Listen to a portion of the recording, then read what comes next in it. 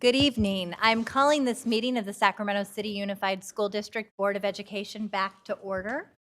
Item 4.1, the Pledge of Allegiance, which will be led by our superintendent. Please stand.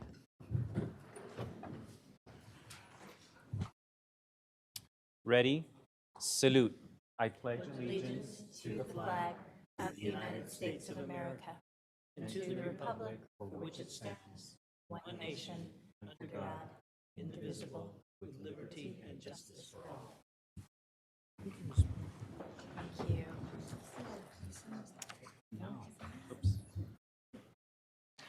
We're missing one of our best parent volunteers who always adds someday at the end of our Pledge of Allegiance. Item 4.2, our broadcast statement, which will be read by our student board member, Ang Olson.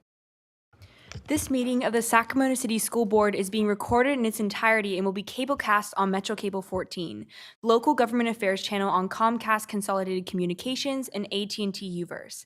Today's meeting will air Monday, November 25th at noon and Friday, November 29th at 6 o'clock p.m. and also webcast at www.sacmetrocable.tv. We welcome members of the audience to address the board. Please complete a speaker form located in the back of the community room and give them to our communications representative, along with any handouts you may have for the board prior to the conclusion of the item's presentation. Please speak into the microphone when addressing the board and state your name for the record. Please limit comments during public comment to items that are not on the agenda. If you do comment on an item that is on the agenda, we will ask that you please defer your comments until your item comes up on the agenda. Please also turn off your cell phones or place them on silent or vibrate. Thank you so much, Board Member Ang Olson. Item 4.3, our stellar student recognition. Tonight we'll be recognizing the Native youth of Sacramento and presenting an award to those youth. If you can please come forward. I am very proud to bring up this item tonight. I will tell you, the Native Youth of Sacramento is a group of inspiring 7th through 12th grade students in the district. They have a remarkable mission to build community for younger generations of students and increasing the knowledge of their culture and heritage. They were recently instrumental in hosting the Wilton Rancheria Halloween event, where they volunteered time assisting, planning, facilitating games for over 200 youth. And they also are part of the Sacramento Native American Caucus, which recently requested their assistance recognizing veterans by volunteering time to bead necklaces for Native American veterans in the Sacramento area. NYS is the district's first Native Youth Leadership Council, and the program has assisted in the development of several young Native leaders becoming ambassadors to the Sacramento area. Working with the Sacramento Native American Health Center, my Brothers Keepers Fellows, the Fifth Direction Young Men's Talking Circle, Coble Scholars, Alan Alvera Memorial Scholarship recipients, and former participants that have also successfully contributed and graduated from Sac City Unified School. This year, our NYS youth will complete a youth participatory research project with the assistance of their adult facilitator, Celeste Osife. And I want to just recognize that recently several of our Native youth and our caring adults brought forward a report that was put together by Cecil out of San Diego, really looking at disproportionate impact of K-12 policies and suspension and expulsion, and found that our Native youth quite often, because a smaller percentage of the population do not get the amount of focus on their journey, their struggles, and their contributions in the way that they need to see, equivalent to other populations in our district. What they found is that our Native youth, at the same rates of our African American youth, are often overrepresented in suspension and expulsion, and yet under-recognized for the incredible contributions and cultural experiences that each and every one of them bring to our district day in, day out. I want to thank our NYS youth and their amazing mentors for continuing to elevate their voice and grow our leaders to become powerful future voices for Native American youth and the experiences that they will ensure will not be forgotten, but will continue to be a vital part of Sacramento, California, the nation, and beyond. If you can turn around, we'd love to recognize you and have you say a few words.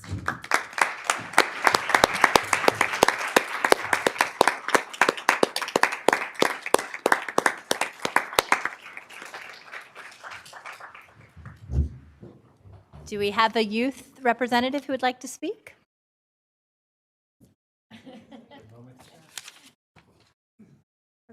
Matrixis Akoni Yasa Cecilia Akoni Nu Miwok Ion. Hi, my name is Cecilia. I'm Miwok from Ion, and I want to thank you guys for representing us and just showing us here tonight. I feel like it's showing our youth more and more that it's okay to be out of your shell a little bit, and it's okay to let loose and just be who you are for your community and for yourself. So thank you. Thank you. We have certificates of recognition that I'm going to bring down, and we're going to take a photo. Any of my board members, please feel free to join me.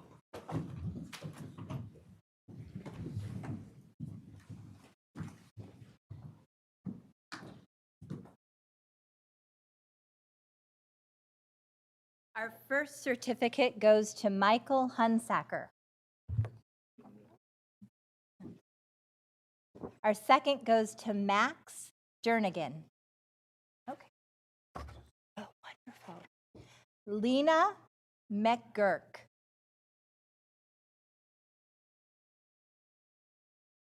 Annalise Michel. Isabel Michel. Cheyenne Miller. Julia Osuna Moreno. Alex Tamasayo. Michelle Yoker. And are we missing? Okay. And we have a dance that are going to be performed by our youth, and then we'll take a photo with them.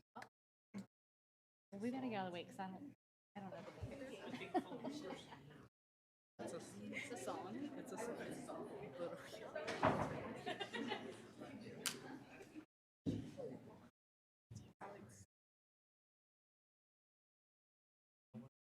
No, we're not dancing. We're singing.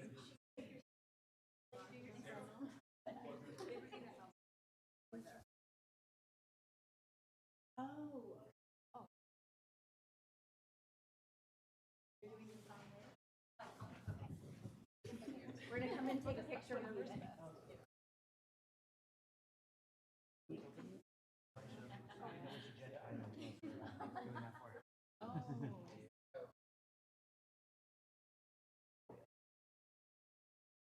Thank you.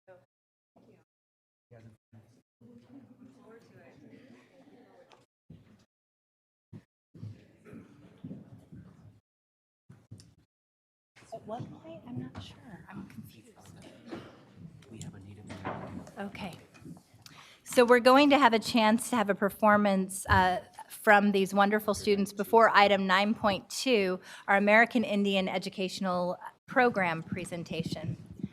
Item 5.0, announcement of action taken in closed session. Yes, Madam President, I have the only announcements out of closed session. By a vote of 6-0 with Board Member Borowski absent, the board approved 2 special education settlement matters identified as OEH case number 2019-080715 and case number 2019-060569. That concludes the announcements out of closed session, Madam President. Thank you, Mr. Barron. Item 6.0, agenda adoption. Tonight's agenda will be adopted in memory of Patrick Green. Do we have a motion? Do we have a second? All those in favor? Motion carries. Item Board Member 7. Ryan, we have a public comment Okay. from thank Nikki you. Milevsky. Okay.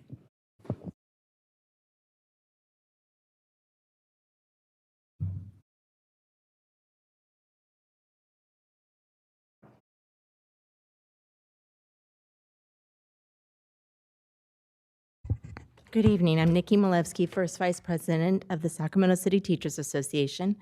Our President, David Fisher, could not be here with us tonight. His mother-in-law passed away, and he's been called to Panama to be with his wife's family. We have a few things that we would like to bring to your attention this evening. First, on Tuesday, November 12th, we had a very successful training with the Cruz Reynoso Bar Association regarding the rights of immigrant students and educators as it relates to the district safe haven policy and the California and federal law. We are very pleased to be working with Luis Cespedes and the Cruz Reynoso Bar Association to provide this much-needed training. We hope to provide it for every certificated educator in the district between now and the end of the school year. And we are pleased to announce that we have just received a substantial grant from NEA to help us in this effort.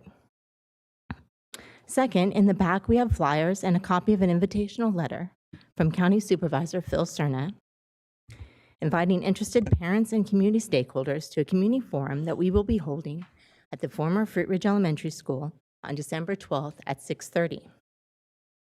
Assemblyman Kevin McCarty has also agreed to co-sponsor the event. We are very pleased that a number of organizations have agreed to co-sponsor our forum, including SEIU Local 1021, the Sacramento Central Label Council, SEIU Local 1000, the Black Parallel School Board, Pastor Les Simmons, the Cruz Reynoso Bar Association, the Greater Sacramento Economic Council, the Los Rios Federation of Teachers, CTA, the California Federation of Teachers, Youth Forward, and of course, Supervisor Phil Cerna. We continue to believe that if Sacramento wants to be a major league city, we need a major league public school district. That starts with fiscal transparency and accountability, keeping your word, and spending valuable district resources on our students, rather than giving them away to for-profit insurance companies. We have a number of ideas for advancing our district, restorative practices, and implementing of an MTS program, ensuring that all of our students, especially those with Thank special you, Ms. needs, have Malevsky. the education that they deserve. Thank you. We hope to see lots of people there on December 12th. And if you would like to sign the Schools and Communities First Initiative, I have documents in the back of the room. Thank you. Wonderful. I would encourage everyone to sign the Schools and Community First Initiative, much-needed resources for our schools across the state of California. Item 7.0, special presentation. First, 7.1, approving resolution, recognition of the National Native American Heritage Month. Christina Navarez.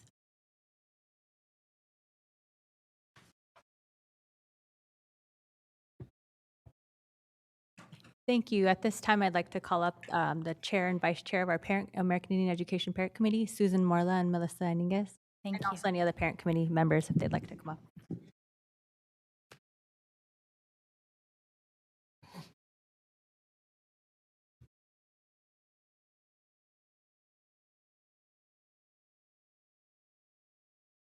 I don't know.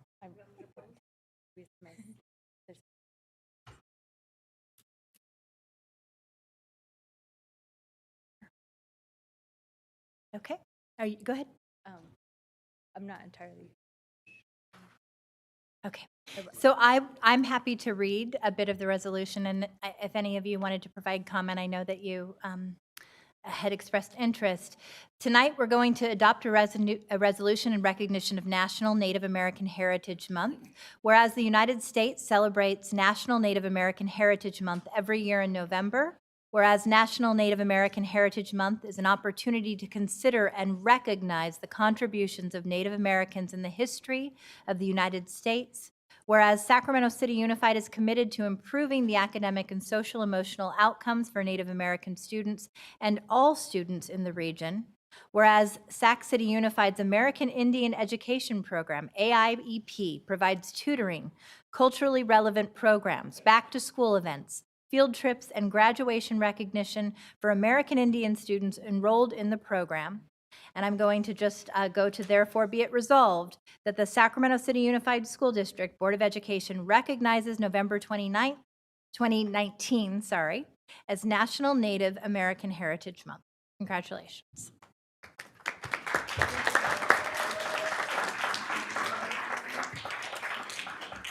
President, there's two of them. Did either of you want to provide any comment?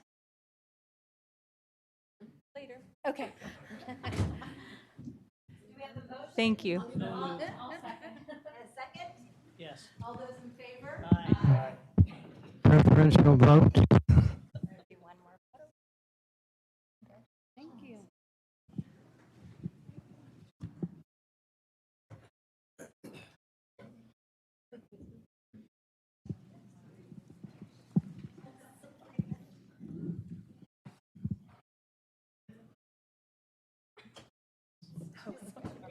Congratulations. Thank you for your presentation. I'm looking So the record will reflect the preferential vote was cast in favor. Okay, and our student preferential vote? Aye. Thank you so much, Board Member Ing Olson. Item 7.2, approving resolution of number 3112, recognition of National Adoption Awareness Month. I have to tell you, I am incredibly proud to bring this resolution forward tonight for multiple reasons. I think you know that I am a proud adoptive parent. The greatest thing to ever happen to me was adopting my son at 6 months old and my daughter at nearly 4 years old. Life-changing, and the fruition of a family that has given me so much. I will say, we know that in Sacramento, we have adoptive families who are the fabric of each and every one of our Sacramento City Unified Schools, and that quite often, one of the realities of our adoptive families is that despite the fact that they reflect the beautiful diversity of families that are contributing in remarkable ways to our school community, their experiences are not always reflected. Many children who are adopted, whether they've been adopted internationally, nationally, or through foster care, don't necessarily have the information on their background that fits traditionally into the neat model of a family tree. And so one of the reasons we do our National Adoption Month resolution and post accompanying information on the district's website to share with educators, with staff, and with families is to celebrate the diversity of our adoptive families, to recognize that there are thousands of children right here in the Sacramento region waiting to be adopted in the foster care system, and to recognize the beautiful contributions of our adoptive children and the unique experiences that they bring to our classroom. Tonight, I have the honor of presenting this resolution to one family that epitomizes the beauty of transracial adoption and of being a part of an inclusive adoptive community. And so I'm going to read a few bullets from the resolution and then call up our family to receive this resolution tonight and say a few words. Whereas public education serves a wide variety of students from traditional as well as non-traditional families, including but not limited to adopted, guardian, and foster. Whereas Sacramento City Unified School District understands that loving and nurturing families are strengthened and expanded when committed and dedicated individuals make an important difference in the life of a child through adoption. Where on any given day, there are nearly 443,000 children in the United States alone awaiting a family. Whereas 1/3 of children entering the United States foster system are young people of color, and whereas nearly 1/4 of individuals in the United States have considered adoption, and our individuals throughout the district and beyond need to recognize the realities and contributions of our adoptive families.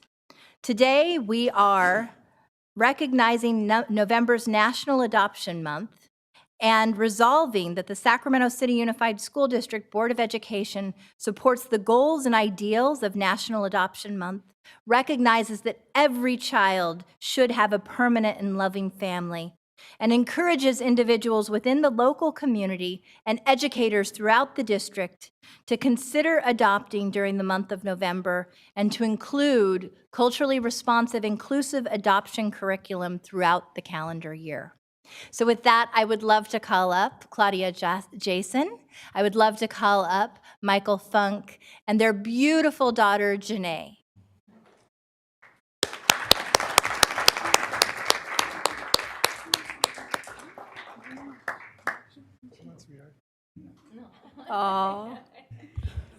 I think it's the first time she's testified before a school board. I recall. Superintendent Aguilar, President Ryan, and distinguished board members and community members with us, many I know and have the pleasure of working with. We were filled with joy at the invitation to come tonight to represent adoptive families that are part of this district, part of the fabric of this district. We're thrilled to be a proud family of Washington Elementary School District and all of the wonderful children there. And many people have come to us and just with a warm heart have said how lucky Janae must be. And we are saying back all the time how lucky we are, because she's blessed our life in ways that I cannot describe or ever imagine, and she's enriched our family and our public schools. So thank you for this honor. Thank you, Michael.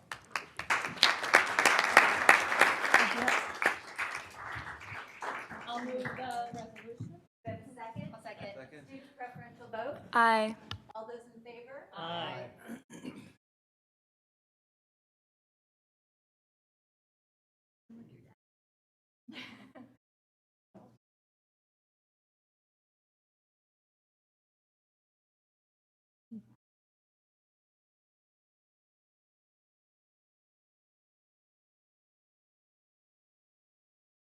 We do one more?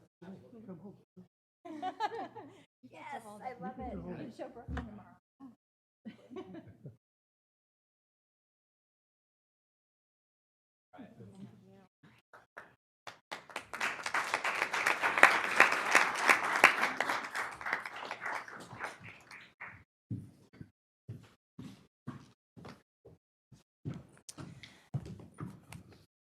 Item 7.3, approving resolution number 3114 in support of the Public Preschool K-12 and College Health and Safety Bond Act of 2020, Proposition 13, which will be presented tonight by Christina Pritchett. Thank you, President Ryan. And before I begin, I'd just like to recognize my husband who's sitting in the front row. Tonight, we're celebrating our 21st wedding anniversary. Yes. He has put up with me for that long, and sometimes being the spouse of an elected official is much harder than being the elected official. So thank you for being here. This is the second anniversary we've spent in this room. Okay, so tonight I'm really excited to bring this resolution forward for the district support of the state bond that will be on the ballot for March 2020 in the primary election. I'd like to call up Kevin Fiera from the Sierra Building Trades, as well as our district facilities team, to receive the frame resolution. If you can come to the podium. And while you're on your way up, I'd like to just say a few things. The district has more than $3.5 million in facility needs, which we'll hear more about in later in tonight's agenda. The state bond, if passed, would provide matching state funds that would provide and help the district further address our staggering facility needs. We, as district officials, we see every day that many of our campuses are not conducive to a positive learning environment. The state bond would not only help modernize the district's facilities for improved teaching and learning, but it would also create more middle-class jobs both locally and across the state. With that, I'd like to just read a couple of the whereases from the resolution. And let's see, actually, I'll just read them from here. Whereas the Sacramento City Unified School District has more than $3.5 million in facility repair needs, which could be partially funded by the state matching funds authorized by state bonds. Whereas Prop 13, which is actually the state bond, on the March 3rd, 2020 ballot, the Public Preschool K-12 and College Health and Safety Bond Act of 2020 will provide for renovation and upgrade of existing classroom and facilities. Whereas the California unemployment rate is greater than the national unemployment rate. Whereas 17,000 middle-class jobs are created for each $1 billion in school facility infrastructure investment. Whereas Prop 13 will provide a combined $18 billion in state and local funded elementary and high school projects. Whereas 306,000 jobs will be created throughout California and will include almost all building trades. Whereas quality, future-focused schools, facilities designed for today and tomorrow's students will result in enhanced academic achievement and further SCUSD's equity, access, and social justice guiding principle. Whereas Prop 13, the Public School K through 12 and College Health and Safety Bond Act of 2020 will not raise state taxes. Now, therefore, be it resolved that the Sacramento City Unified School District Board of Education supports Proposition 13 on the March 3rd, 2020 primary election ballot, the Public Preschool and K through 12 College and Health Safety Bond Act of 2020. Before we vote on this, I'd like to I'd also like to say that the proposed state bond highlights that the importance of the districts of having the project labor agreement that we passed some time ago, and SCUS, or that we had it, but then we revised it. SCUSD currently has a PLA in place with strong partnership between the building trades and the district. This partnership helps ensure the state-of-the-art facilities are constructed for our students and our communities. With that, I'd like to ask Kevin to share a few words, followed by Jeff Bozeman from the District Facilities Department. Come to the podium.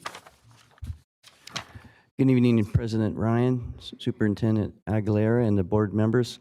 Kevin Furr, Executive Director of the Sacramento Sierra Building and Construction Trades Council. We're happy to walk in step with the board and the district in support of this resolution. It will create jobs, thus enhance the learning environment of our students. And so with that, we are asking for a full support of the board to endorse this resolution. Thank you so much. Thank you so much, Kevin. Mr. Bozeman? Good evening, President Ryan, Superintendent Aguilar. I would like to introduce, I'm Jeff Bozeman, the construction manager for the district, and I would like to introduce our team. This is Rachel Chard, Alma Javid, Alan Contreras. This is our facilities team. This is the tip of the spear when we were planning all our projects. I would like to thank you guys for supporting this resolution, because this is another tool in our belt to guide us to bring our students into the 21st century learning and give them the facilities they will and much need to deserve. So I want to, with that, for all of us, I would like to say thank you for your support. Okay. Thank you. I'll come down with the resolution, but I will move to support resolution number 3114. And I will second.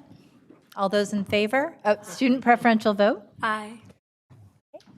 And Jeff, I want to thank you. I know that you were leading the project at American Legion, which opened up yesterday, our beautiful culinary academy, incredible new gym, and that it was your first project, and it could not have been completed in a better fashion. We are so proud of what you were able to do for our students. Thank you. Thank you. And all those in favor? Aye.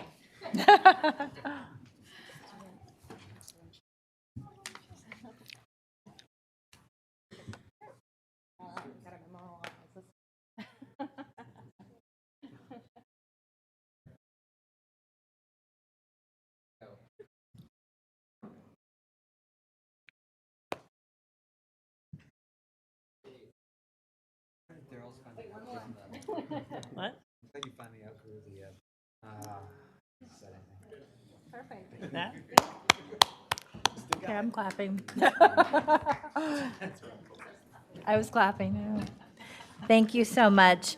Item 8.0, public comment. Members of the public have the opportunity to address the board at this time on non-agendized items.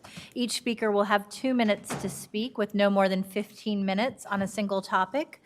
Speakers can combine their time. Do we have any public comments on non-agendized items? We do. We have 11 public comments. Please come to the podium as your name is called.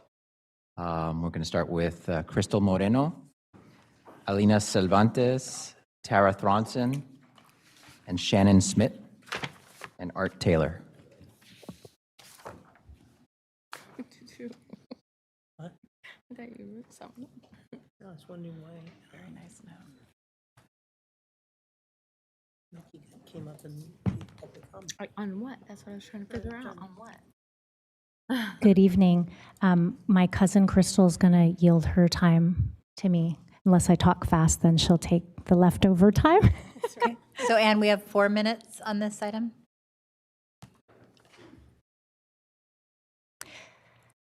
Good evening, board members. Yesterday was Universal Children's Day and the 60th anniversary of the UN's Declaration on the Rights of the Child. Monday, November 18th, was Wilma Mankiller's birthday, the first woman elected to serve as principal chief of the Cherokee Nation. I'm usually here speaking as a parent, but tonight I'm proud to be here as an Indigenous woman and as a teacher of almost 25 years to reaffirm children's rights to equitable education and to call on my fellow teachers to be the peacemakers. Wilma Mankiller said, quote, "In Iroquois society, leaders are encouraged to remember 7 generations in the past and consider 7 generations in the future when making decisions that affect the people. To our district and labor leaders, and particularly the leaders who will not come to the table, I urge you to also consider future generations." Wilma was referring to the Haudenosaunee people, which means people who build a house. The name refers to a confederation or alliance among 6 Native American nations. The nations of the Confederacy recognize themselves as the Haudenosaunee from their own language, meaning that they made the house, symbolizing all the nations coming together as one. The symbol, the longhouse, was provided by the peacemaker, and it signified a way of living together as families of the same house.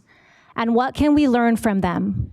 One of the most important events that shaped them was the creation of the Great Law of Peace. It guided them through all aspects of life. The peacemaker's teaching emphasized the power of reason, not force, to assure the 3 principles of the Great Law: righteousness, justice, and health. The Great Law of Peace provides the people with instructions on how to treat others, directs them on how to maintain a democratic society, and expresses how reason must prevail in order to preserve peace. Please, my fellow teachers, allow reason to prevail. It's been almost 8 months since all parties have come together to build our longhouse. Demand that your leaders come to the table, find the savings, and encumber them until arbitration. Please stop supporting leaders that are obstacles to peace. Please stop supporting leaders that set the tone for intimidation tactics that I have experienced as a parent, and I know other teachers are experiencing when they don't blindly follow. Our children are watching. We need the district and leadership from all 5 unions to work together to solve these problems, just as the original 5 nations of the Haudenosaunee came together, connected by the Great Law of Peace. As we approach Thanksgiving, I want to end with a part of the Thanksgiving address which gives thanks to the enlightened teachers. We gather our minds to greet and thank the enlightened teachers who have come to help throughout the ages. When we forget how to live in harmony, they remind us of the way we were instructed to live as people. With one mind, we send greetings and thanks to these caring teachers, now our minds as one. I call to the enlightened teachers among us. Please come together for our children. Thank you. Thank you.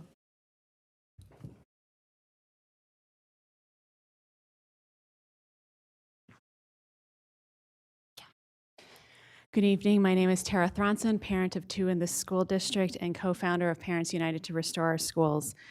We continue to call on our decision makers to come together and resolve the challenges facing our district. The last attempted meeting of the district and SCTA was on April 8th, 2019. That was 227 days ago. This is unacceptable. We know you chose to serve in this school district in your various ways to serve our students, not to fight with adults. We need you to have a functional relationship for our children. The dispute on the current SCTA contract remains regarding healthcare savings that do not yet exist. SCTA agreed to make a change by July 1st, 2018. More than a year later, there's millions of dollars in estimated savings have not been captured to invest in our education system. SCTA should make the change and the savings should be encumbered until the arbitration has a resolution. We prefer to see millions of dollars in savings for our students rather than going to HealthNet. And finally, parents founded this group because we want fiscally solvent budget and transparent budgeting practices such that we avoid a state takeover and create a district that provides excellent education to every student. We still have a structural deficit with no path to a solution. Board members, please share with us the potential solutions to address the estimated deficit, the estimated annual cost savings for each potential solution, and the funding source. I know it's an estimate of what the deficit is, but we need to start working on it. This spring, we went through all these different solutions. They didn't have dollars amounts tied to it. And then later we found out someone's restricted funding. So please, let's just start going through it. Lay it all out. And if it has to do with negotiated bargaining solutions, tell us what those potential solutions are. So as parents, we can be involved.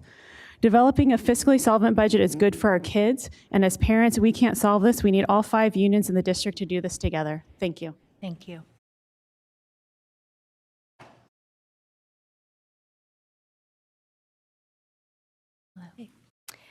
Good evening, Superintendent Aguilar and board members. Hello, my name is Shannon Schmidt. I'm the Dean of Students at the California Montessori Project Capitol Campus. We're here this evening. My superintendent, Brett Barley, who you may recall from a couple of meetings past. Also, last couple of weeks ago, my principal, Bernie Evangelista, also visited. And our intent in being here really is just to let you get to know us a little bit better. So I'm here to introduce myself and really to invite you all to a unique event that we're going to be holding at our campus. It is called the World Fair. Over the next few weeks, each of our classrooms will focus their studies more heavily on a particular country or culture from around the world. They're going to be creating special projects at home and in class to be displayed the night of the event. I was sad. I wish I had brought something my daughter actually made in recent years. We have this beautiful display she created of Croatia, but there will be many other beautiful displays. It's a very fun and colorful celebration of diversity, and we wanted to warmly invite you to come out and visit with our amazing students and staff. This year, our World Fair will occur on December 18th from 5 until 6:30 p.m. at our campus that's located at the old Thomas Jefferson campus at 2635 Chestnut Hill Drive. It would be really lovely to see all of you there. Thank you for having both of us this evening. Thank you for the invitation.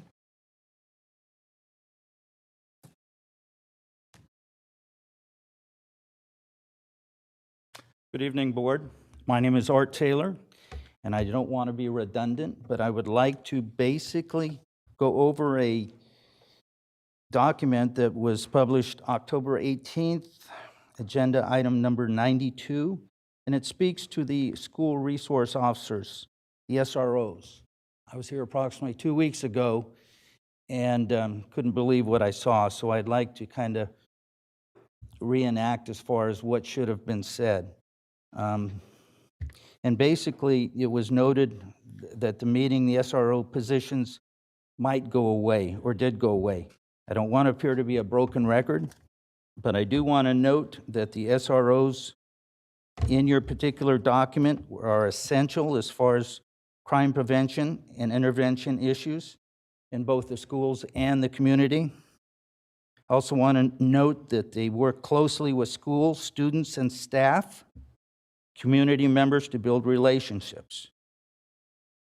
I also want to note as far as the driving governance, prevention of minimizing property damage in the school and surrounding areas, prevention of school injuries, and even deaths due to violence, drug overdose, reduce the needs for 911 calls, reduce the likelihood for criminal records for students, increase the likelihood that students will receive mental health issues if necessary, and increase the feelings of safety among students and staff. I would request that the board reconsider or review as far as your particular document dated October 18th, 2018, agenda item number 9.2, and review the SRO, and I believe that they are essential as far as keeping the peace. Thank you. Thank you. Our next 4 speakers will be Rich Vasquez, Michelle Tebbs, Edgar Solano, and Mayra Solano.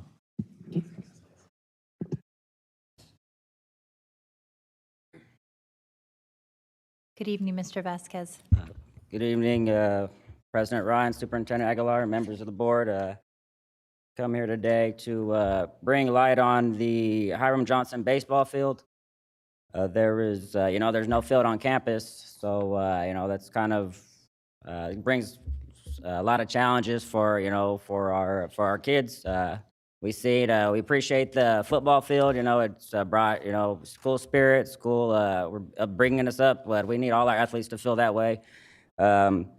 My kids didn't have sports in elementary school, so we're moving up through, now we're in high school, and then you come to high school, if they didn't have sports in elementary or whatever before, now you come to a field and it's trash, that ain't gonna build them up, that ain't gonna make them feel confident in playing. And again, school spirit, they walk a block or a couple blocks away to the field, it's not on our school site. You're not gonna have no school spirit, and what do you think those kids are feeling when they seen the whole football field come? You service those kids, that's good, but we got a lot of other stuff going down. Let me see. And then once again, like I said, we appreciate the football field. That is great. I've been to, since we've been on high school campus, I've been to over 100 sporting events at different campuses, and our facilities are really lacking compared to every other district, every other school that I've been to. We walk on the campus, hey, look at the architecture, look how great it looks, look how that makes you feel good. Especially coming from poor kids, we want to go, we want to see great things, feel good. You guys, like I said, you did the football field, that's great. You repaved the parking lot, that's great. I didn't know that happened. I came in the first day, I was like, wow, thank you, that made me feel great. Once the office gets open, that's going to make us feel great. Like I said, and we can't do it halfway. We did repave the tennis courts, but I haven't been out there, but I looked and you have this wooden plywood. So I'm looking out there, I'm like, oh, nothing's going on, it looks disgusting.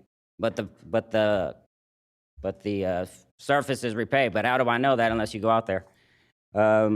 Mr. Vasquez, are you combining your time with For another? a couple of them, yes. Okay, can you add, for 2 others, you're saying? That's fine, yeah. Okay.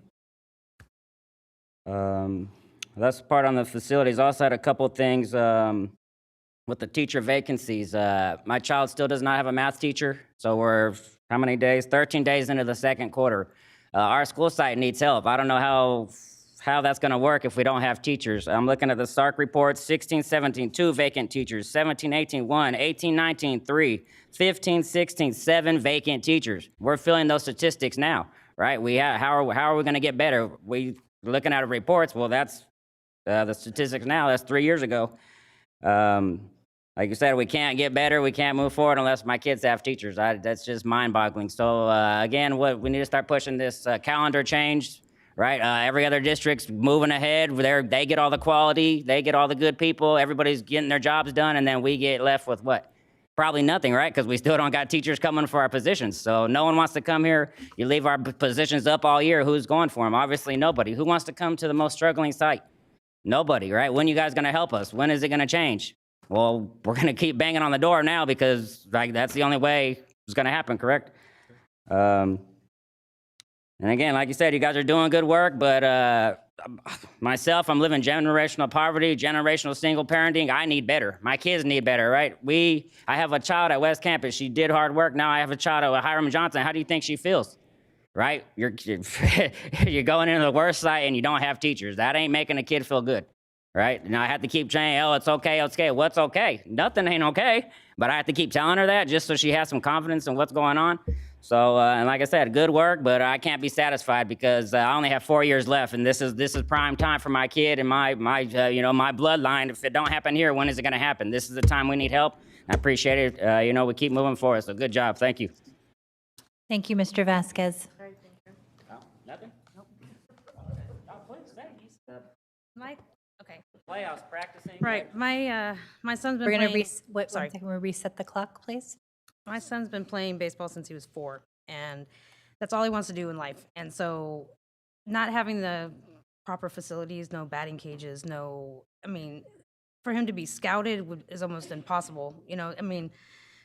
I have to pay to go outside places for him to do all those. For him to be able to get better. He has a great coach. Coach Hammer is fabulous, and he's done a lot with the program, and the principal and everybody backs him. But they need a field. They need a field bad, and if that could happen, that would be great. Oh yeah, playoffs, because we're piggybacking with a little league field, down the way. So when playoffs come, we only get to practice 45 minutes because we have to share the field with Little League. So it dampened our Yeah. playoff season last year. So it was rough. Thank you. That's it. Thank you. So I know that Mr. Browning's coming back, and this will be an item that we'll be discussing later in the agenda. I want to thank the board for pooling resources that could have been spread out across board member areas to be able to put the significant investment into the Hiram Johnson football field and practice track. I think later on in our presentation, we'll be able to answer whether or not this next facilities bond would give us the capacity to do upgrades such as the Hiram Johnson baseball field, since we've exhausted our funds for the athletics upgrades. Board President Ryan, we do have 3 additional public comments. Okay, thank you. From Garrett Kirkland, Trudy Moore, and Maria Rodriguez.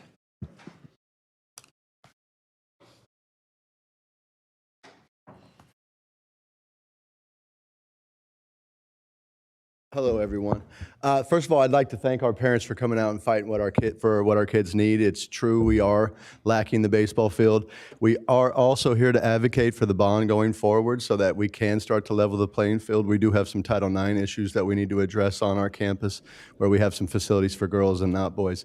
But I really appreciate our parents coming forward and advocating. I know that the parents you see in front of you tonight are advocate contributors to our campus, and I tell them all the time, I need that line of parents pushing for what their kids deserve. So I appreciate them coming out tonight. I'm going to advocate for the bond and ask you to let us know what we can do as a community to support it because we're in desperate need. Absolutely. I will tell you we are making moves on the tennis wall, but the baseball diamond is nowhere close in terms of what we can do with our budget. So thank you very much. I appreciate all your hard work, and we have plenty more to do. Thank you. Thank you so much, Mr. Kirkland. Good evening, board members and superintendent. I wanted to let you know I am still waiting to receive responsive records to my California Public Records Act requests. I've been waiting for 4 months for answers. On October 3rd, your policy and government manager, Mr. Nathaniel Browning, refused to answer basic questions about the McClatchy High School track closure in August, as if what happened was something top secret that he needed to hide from the public. And he instead demanded that I make written CPRA requests when the law does not require written requests. He denied receiving my first request, which I hand-delivered to him on October 3rd. He didn't respond, so I was forced to make additional requests. I received no 10-day letter as required by law for any of my requests. 30 days later, Mr. Browning wrote that he was denying my requests because in his mind they were irrelevant, which is an unlawful reason to withhold records. Mr. Browning next blamed email server problems that didn't occur until November 1st.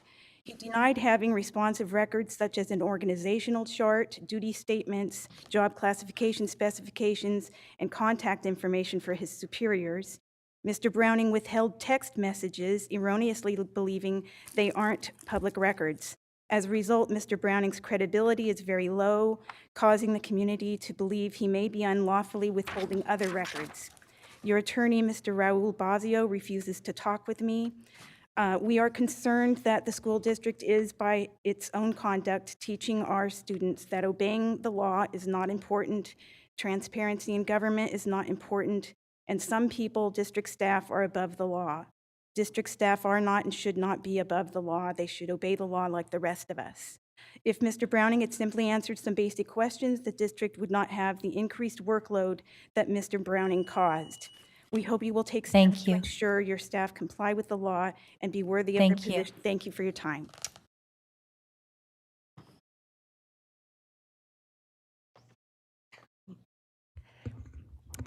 Good evening, President Ryan, Superintendent Aguilar, and members of the school board.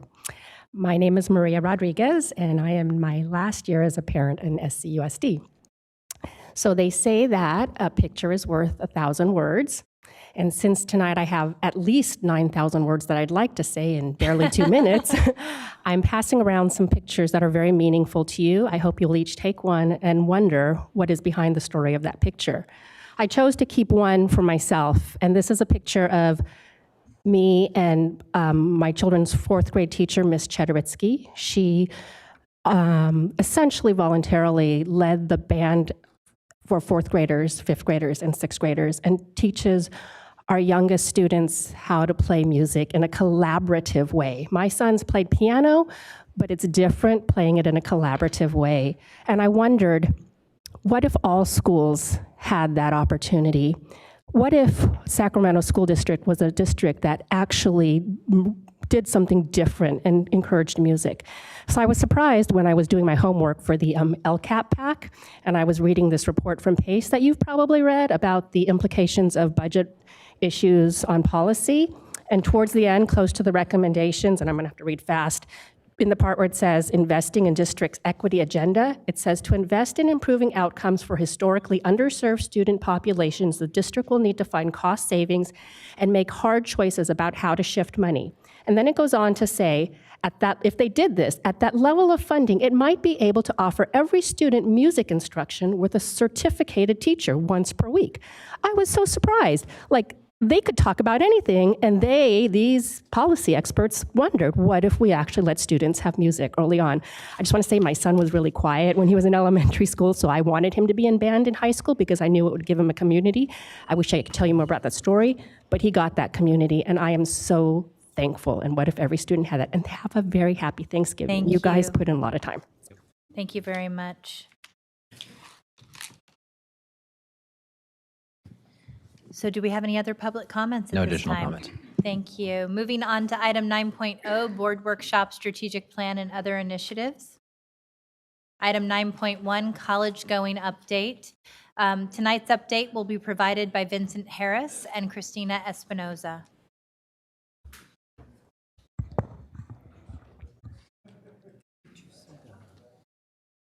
Yeah, go ahead. At least everyone was talking.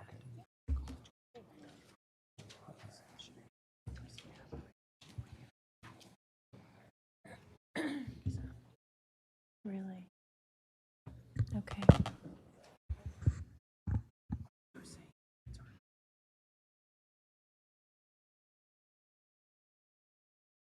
Good evening, Board President Ryan, Board members, Superintendent Aguilar. My name is Vincent Harris, and Chief of Continuous Improvement and Accountability. I'm joined by a distinguished group of other district employees and staff to share with you tonight some of our very specific and intentional efforts to support our college-going efforts.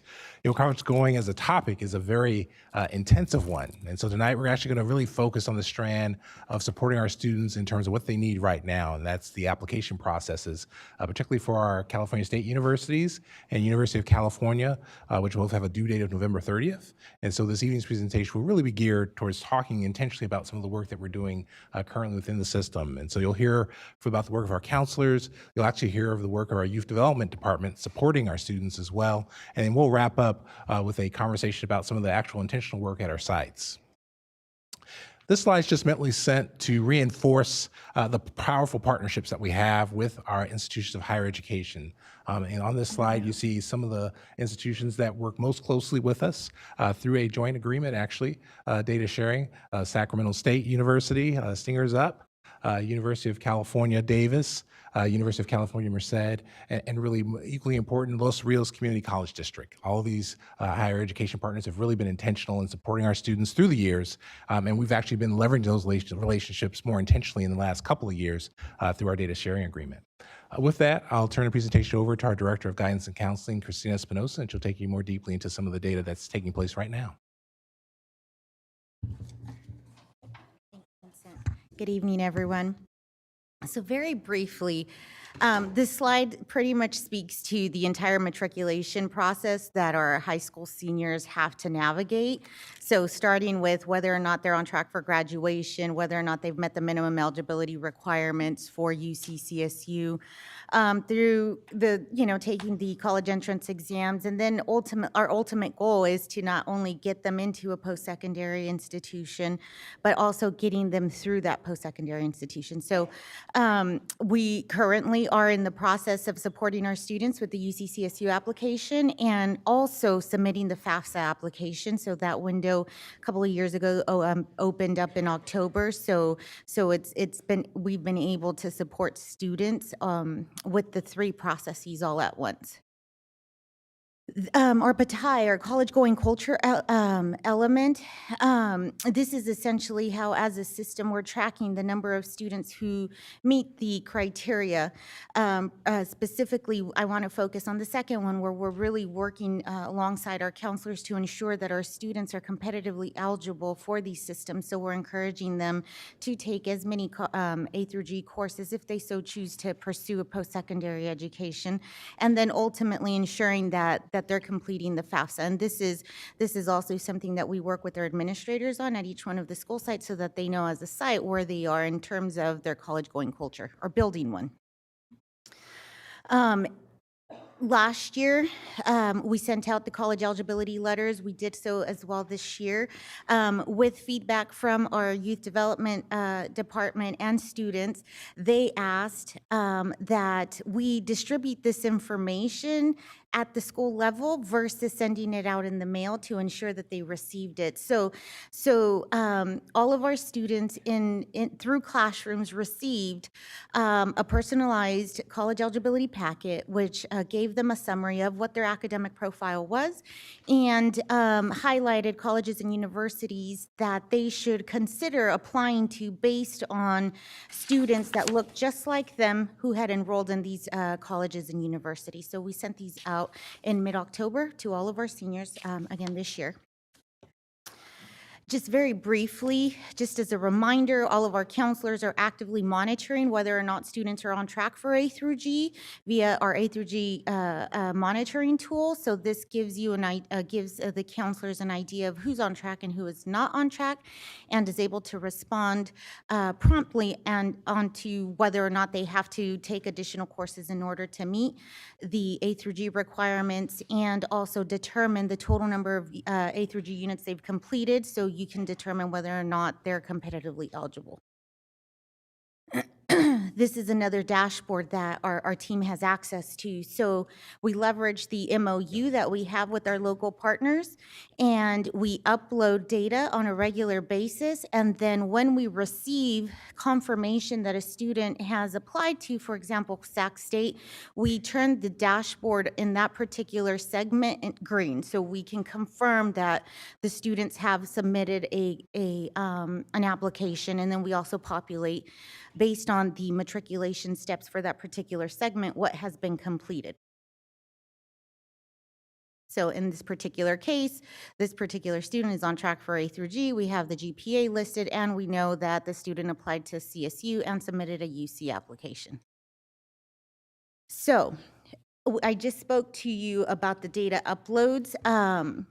With Los Rios, this year, we've been very intentional about collecting data based on the cohort of students that were at any one of our campuses at the beginning of the year. We don't necessarily have historical trends because of some limitations related to the data integrity, essentially. But what I can share with you is that for this last year, for the graduating class of 2019, we had a total of 1,300 applicants to all Los Rios campuses. If you move to the right, we'll focus on those who completed an application to Sac State, and subsequently the number of students who actually enrolled this fall at Sac City College. Correction, this is Sac City, not Sac State. So we had a total of 639 students actually enroll this fall at Sac City, but we cannot confirm exactly to compare from the year prior for our spring 2018 graduates, whether or not 1,300 is an increase based on previous numbers. So this year we'll have a solid baseline moving forward so that we can see the impact really of the or the Los Rios Promise or the California Promise, right? We don't know exactly what that impact is currently. So moving towards our Sac State numbers, and it's relevant because if you notice, this is historical data of the number of students who have applied, have been admitted, ultimately matriculated, enrolled at Sac State. And you'll see that for the applications, we saw a decrease in the fall of 2019 data, so this last year. Anecdotally, I've heard from campuses, from counselors, from students that they were taking advantage of the community college opportunity of free tuition, but we cannot confirm that yet. So we're working with our partners at Los Rios to confirm that information. And this is the same data from UC Davis. So if you go from left to right, you'll see that there was a slight dip in the number of applications, but we saw a slight increase in the number of admits to UC Davis locally, and then ultimately the numbers who have the students who have enrolled. And now we'll speak to the work that's currently underway. So that's historical data. Currently, this is just a very brief summary of the supports that sites are offering our students, whether it's via college information workshops or hands-on application workshops. They have been working dutifully to support or create more opportunities for our students. So this is just a brief summary of the events that have been hosted or supports that have been hosted as of a couple of weeks ago. This is not an exhaustive list. They're actively working and pulling students out of classroom to provide supports. And now, this year, we had the opportunity to partner with youth development, which is slightly different than we've done in the past. So I'll let Mr. Dillon speak to some of the exciting work that they've been doing. Good evening, board, and thank you. I'm very excited to be able to share with you some of the exciting work that's happening as a result of the partnership that we have with Christina and using some of the funding that is a result of the Gates Foundation grant that our district was awarded. So through that, we were able to hire 5 amazing individuals who are some alumni of Sac City Unified School District, who are current college students and have become our college mentors. I'm gonna take a brief moment and let them introduce themselves. Oh, amazing. Hello, everyone. My name is Cole Carmen. I graduated from Pittsburgh High School in the Bay Area in 2015, and I'm currently a graduating senior at Sacramento State. Right now, I'm in the process of applying for my master's in urban education at Florida International University, and my high school sites are Hiram Johnson, the Met, and American Legion. Wonderful. Good evening, board. Thank you for having us. My name is Lang Vang. I'm a current senior at UC Davis. I graduated from Franklin High School in Stockton. My plan is to become a teacher after college, and I'm currently helping seniors at Luther Burbank and George Washington Carver High School. Great. Hello, my name is Natasha Tarleton. I am an alumni of Arthur A. Benjamin Health Professions High School and an alumni from UC Davis. I am currently applying to Sac State at the School Counseling Master's Program for this upcoming fall, and my assignment is at Rosemont High School and Health Professions High School. Wonderful. I love it. Hi, my name is Murphy Donahue. I went to a School of Engineering and Sciences for middle school and high school. I am currently in my last semester at Sacramento State, getting my BA in sociology. I plan to pursue a master's degree in academic counseling, and my sites are School of Engineering and Sciences and JFK. Good afternoon, board members. I had the privilege of going to Leonardo da Vinci K-8, had a wonderful time there, and also graduated from West Campus High School, class of 2017. So thank you guys for the work you were doing. I'm going to Sac State right now. I'm a film studies major, so Blockbuster's on the way. And thank you guys. I really have the privilege of working with these young people, so thank you. And also a member of our African American Achievement Task Force. Thank you for your service there. And as you can see, amazing group of young adults, and we are very excited about the work that's to come. I am, for the sake of time, going to actually go through just some of our pieces of work, and feel free to ask questions about some of the additional work that's happening. On average, they're working about 16 hours a week because they have hectic school schedules as well. So we're working around those schedules being flexible, and they do have assigned sites that they mentioned. So they are assigned to different high schools throughout the district where they will be supporting our seniors and making sure that they're prepared for college and prepared for the next steps, and then also supporting them through the matriculation steps as we go into our new year. They are adamantly working right now and making phone calls and reaching out to our families to make sure that they've received their college eligibility packets, to make sure that they understand the contents of the packet, to offer any supports that they may need or require. And currently, they've reached 150 families. They've left 250 voicemails, and they have a large targeted list that they're still contacting daily. They're also meeting with students in person. So they're going to the campuses and they're meeting with some of those students to determine what are their next steps and their plans, and then supporting them with that. They are also hosting college cafes that are going to be drop-in spaces during the after-school and expanded learning space where students can come in and get support with their applications and ask questions. So very excited about that. The last piece is they are a part of the team that's helping to develop a sister campaign to our Be Here campaign, which is the chronic absenteeism campaign. It's going to be called Get There. So our Get There campaign, the motto is ready for what's next. So the goal is to create a college-going culture on our campuses through this campaign. These students are working hard on that, and we also have we've been very fortunate to be able to partner with a professor from Sacramento State Communications Department who has given us some of her senior graduating students who are going to also help us with developing that. So we meet with them weekly as well. So a lot of exciting things to come. We are really excited to continue to work with Christina and the counseling department to make sure that all of our students are ready for what's next. Thank you.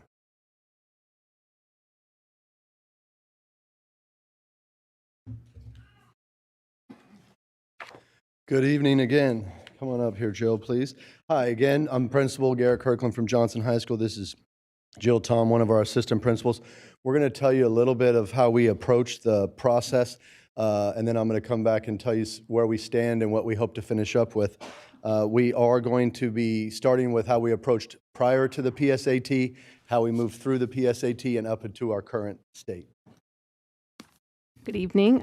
So one exciting thing we did was on the PSAT day, we saw an opportunity while the freshmen, sophomores, and juniors were testing. We saw an opportunity to get creative about how we would support our seniors with their college-going efforts. And we took them in periods 1 through 4 and ran them through 4 different sessions in order to help get them started focusing on their application process. So they had a session that talked about CSU, community college. We got them all launched in CCGI so they could start their college application process, and a session on the FAFSA. The thing that I liked most about this was that in the afternoon, after lunch, when the underclassmen were finished with the PSAT, we did 2 school-wide lessons in periods 5 and 6. So every single student logged on to CCGI and did some student surveys and got a taste of what's coming as they progress through high school. Amazing. I just want to wrap up real quick. I'll tell you that last year when we had the PSA opportunity, we sent the upperclassmen to colleges and universities. This year we decided to include the 11th graders with the test because they're the ones that needed the practice for the SAT. And we included them and kept our seniors on campus to make that secondary workshop happen. I will tell you, you see some of the things we do regularly with EAOP, Cal Soap, College Track, Junior Rise. I'll let you read that to save time. But in the end, I want to tell you where we stand right now. We have 138 A to G eligible students. Currently, we've completed 95 applications. We've only had 5 opt-outs. We believe we're going to be somewhat near 130 out of 138 when it's all said and done. And so we're optimistic to see those charts rise. So next time Ms. Espinoza shows you to them, we'll have pushed that number up. Thank you. Do you have any questions? Thank you so much, Garrett. We're going to take public comment at this time, and then We have questions. no public comment. So we have no public comment. So we have 10 minutes for Q&A from our board members. And if you can just pause it after board members ask their questions. Hold on one second. Our first question is from board member Minnick. Awesome. Thanks. This is really cool to see, and I am especially excited at all the mentors who are working with our students, and especially how many of you are that you've returned to the schools that you went to. That's really cool, and that our small schools are being represented. I think a lot of times we think that they don't need it because they have might have a closer student to teacher ratio, but they need it too. My daughter goes to the Met, and so I'm excited to know that you're out there helping those students. This is really exciting for me. I mean, this is the year my daughter is applying to colleges, and I talked to member Ang Olson on the way in about college applications. It's exciting and stressful time, I think, for students and also for parents.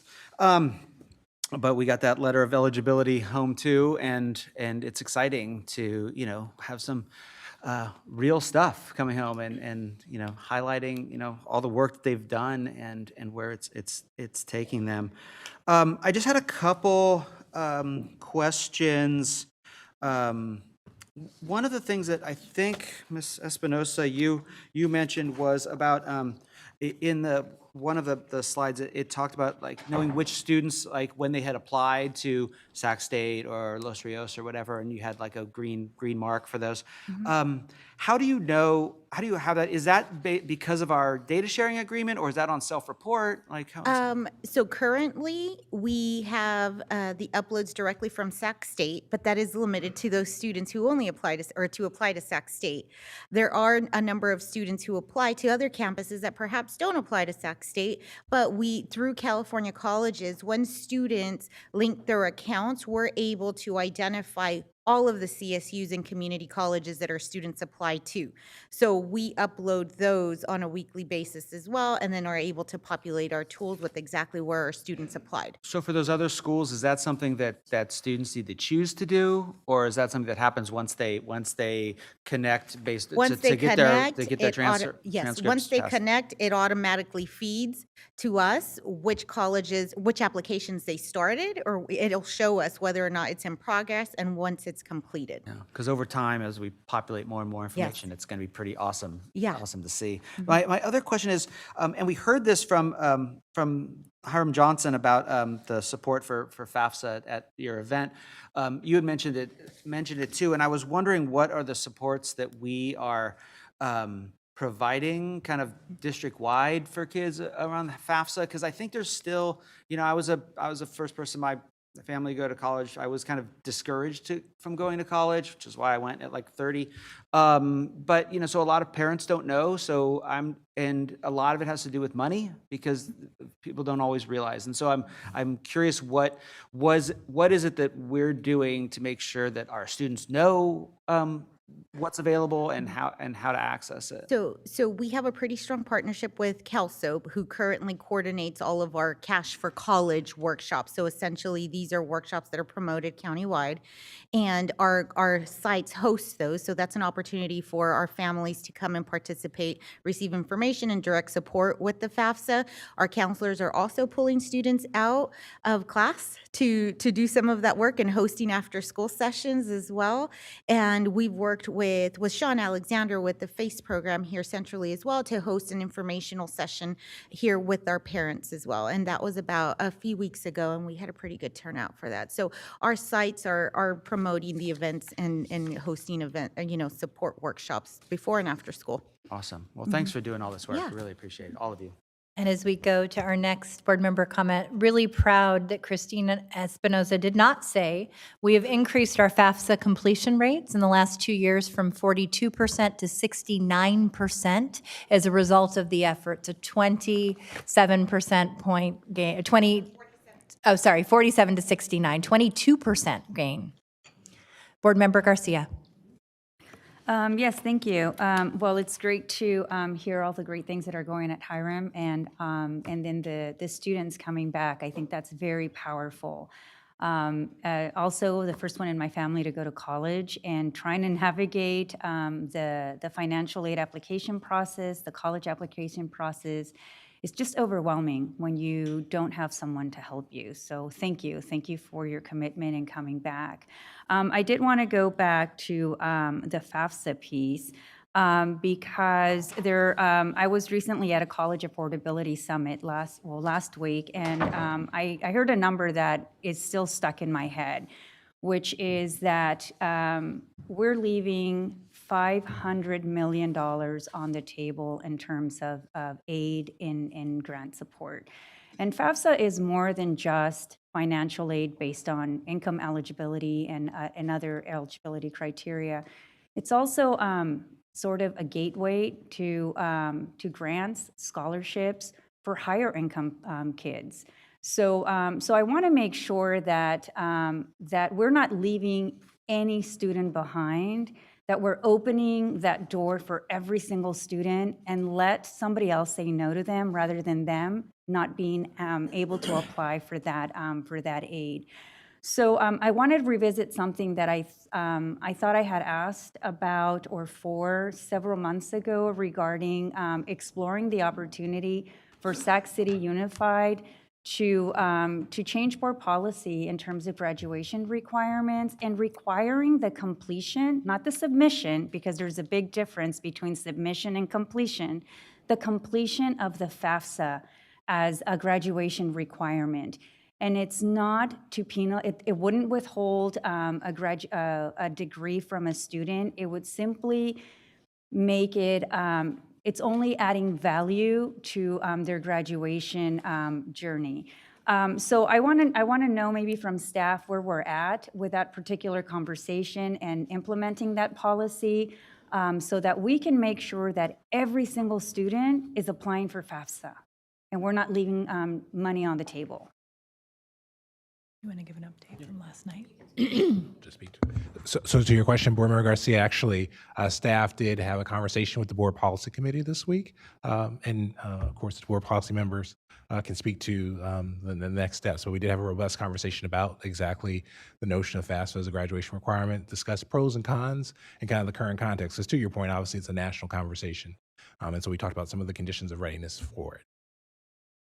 Okay, Board I'm Member sorry. Vang, do you want to respond? Yes, I need more specificity. Yeah, so the conversation in the policy committee was that we would, I think staff shared a really good PowerPoint at the last meeting, and what we requested was that to be shared with all board members. So not just within the policy committee, but that for us to also revisit this and bring it outside of the policy committee to have a larger conversation with the entire board around the requirement for FAFSA. And so we've requested for that to come back to the full board and not just a policy discussion, so that the board can actually have a robust conversation around the requirement and actually move in that direction. And so that's what we're planning to do. I don't know when it will come. February, we're thinking. Yeah. So.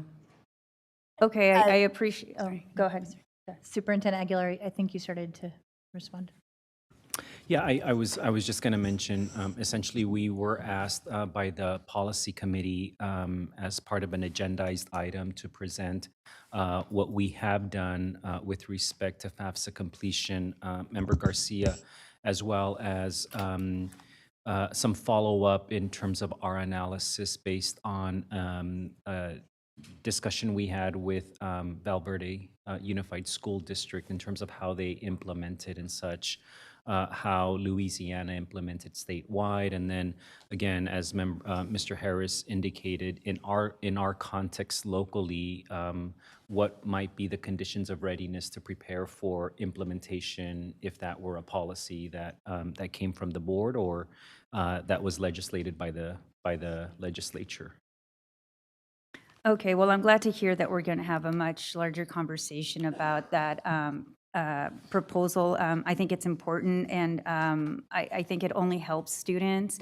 I also think that it brings in a level of a standard access across the district. Right now, we may have pockets of certain sites doing a really, really good job, and other sites still not being sort of at that level in terms of having these workshops, in terms of having students apply for FAFSA and submitting their college applications, thinking about maybe how to leverage CCGI in terms of pre-populating information into a FAFSA application so students can don't have to do as much.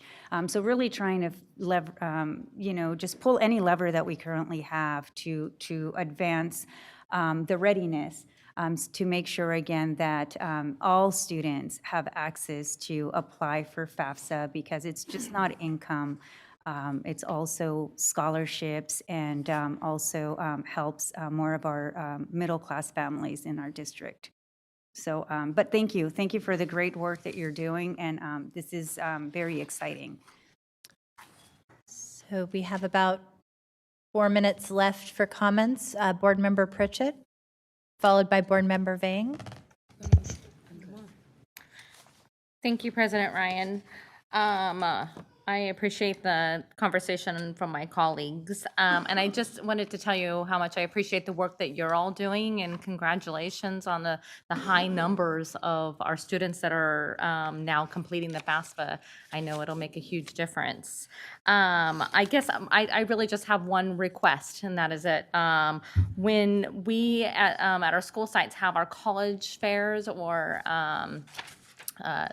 workshops such as this, I would like to request that we have a table with somebody manning it from the building trades. And the reason why I'm asking this is because I think that I truly believe that every one of our students should have the right to go to college. I came from a family that did not push college on, which is why I'm in college now as a grown woman, which I'm graduating in a few weeks. And but I also think that college is not for everyone, right? And many of our schools right now are offering our ECD programs that are teaching our students some hands-on skills. So I think that we should also be educating the parents that are coming to these workshops of what other programs are out there where our students could be making a decent wage. So if you could also, maybe with our staff, working with the building trades of getting them out at these events as well. That's my only request. Thank you. Thank you. Board Member Morawski. Hi, thank you for your presentation and for all of you being here tonight. I just wanted to ask a quick clarifying question about some of the slides. I don't see page numbers, but the slide, the graphs of seniors who were admitted, matriculated, and enrolled. There's one for CSU and one for UC Davis. If you could just help me interpret these slides, and does it relate back to anything we've done with the college packets? I would hope that we would see some of the increases, or we could attribute some of the increases. What I can share with you is that last year we did survey our seniors and asked. The idea behind the packets was that they would consider applying to colleges that they were matched to. And we asked a question of students on whether or not the packets influenced their decision on which colleges they apply to. And we saw about 15% of the seniors who completed that survey indicated that it did. So this fall, when we administer that survey again, we're hoping that we see an increase in that number. I think naturally we will, because I think it got into the hands of more students because we didn't mail it. So so I'm hoping that that will influence the numbers. But again, we'll have to wait until we get all of the college application data to analyze where our kids applied to see, you know, what our fall 2020 data will look like.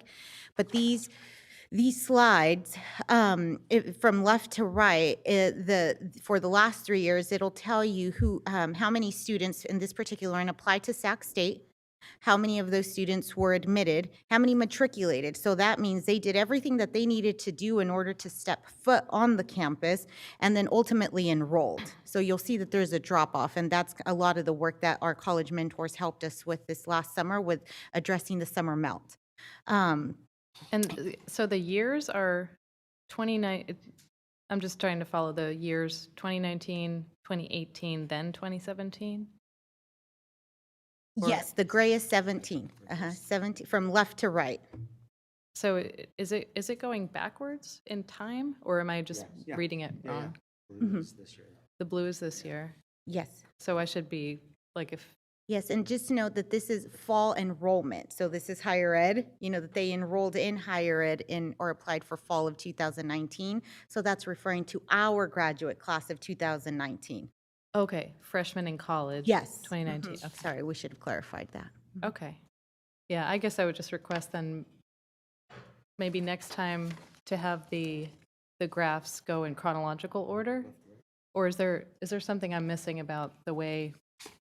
Is there something particular to these graphs that threw me off too? Okay. Just it's a normal convention, so I'd appreciate next time, because it did throw me for a loop. Sure. Okay, thank you. I appreciate that. Board Member Wu. Thank you. I was just wondering, it's kind of late now, but the Black Expo, College Expo on Saturday, where is it going to be and what time? College Expo is at Sac State, and it's from, I believe 9 to 3 p.m., I believe, this Saturday at Sac State in the pavilion. And is it like years past where we had it on our campuses with the HBCUs? Okay, so there's two events. So what you're referring to is the HBCU College Fair that is hosted typically in early September. As of last year, Sac State in a consortium has hosted the Black College Expo in addition to our annual HBCU College Fair. That one is going to be hosted this Saturday. Okay. At the Sac State campus. Thank you. Yeah, I'm going to. Thank you, Board Member Wu. I have a couple questions and comments, and you didn't stop the clock when the staff was presenting, so I would add 2 minutes to that, and then we'll have some final comments from the superintendent. So first, I just want to thank you, Ms. Espinoza, for all of your incredible work, including the impact of master scheduling, which has resulted in a significant increase in the number of students who are four-year college eligible, including a 7% gain for our Latinx students. I cannot talk enough about the importance of the data sharing MOU. So, I think in addition to an increase in enrollment in Los Rios, I think what we are seeing as a result of AB 705 is direct placement into transfer level math and English is increasing, and I'm really excited to see that data now that we're looking at that cohort. I just recently had a conversation with President Nelson at Sac State, and he wants me to relay this message, which is we are sending them prepared students. So as you know, with the executive order at the CSU level, remediation was removed from the CSU system. Sac City students are going directly into college level at Sac State, and they're succeeding, and he wants us to know that. And so that's a big deal.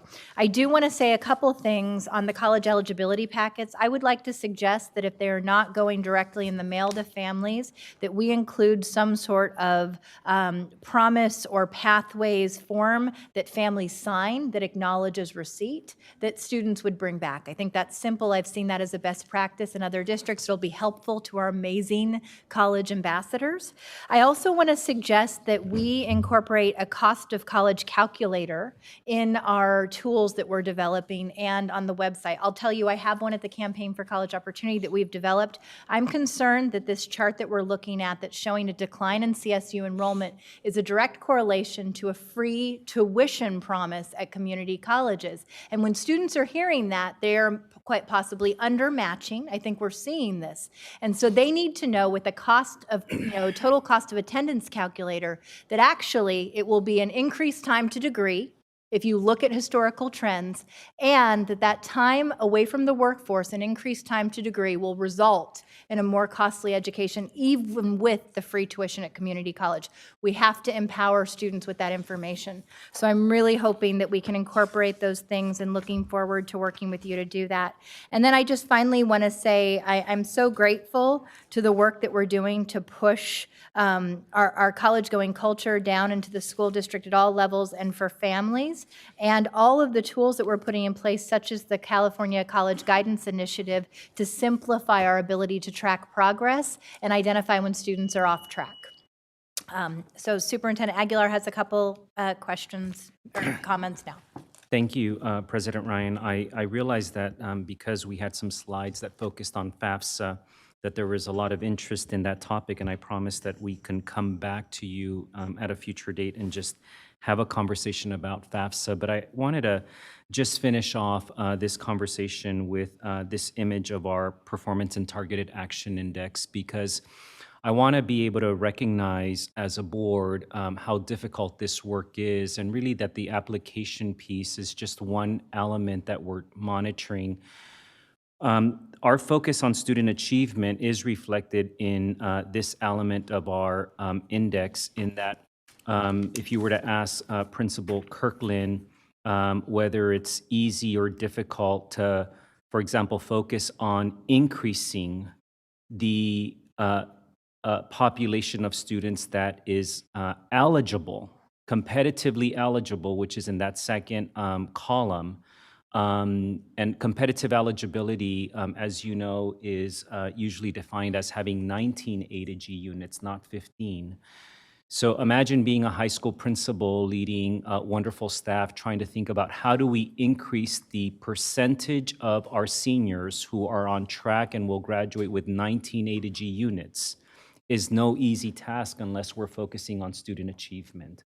And if we were to do that, we are now holding ourselves accountable to make sure that students are applying to colleges and universities that match their academic profiles, which is why we will have to come back, Member Morowski, once we have a final data set to see whether or not the change idea of introducing packets that tell every student, here's where you ought to consider applying, was actually a successful change idea to implement, to impact this portion of the index. And as you know, our commitment to continuous improvement is very strong.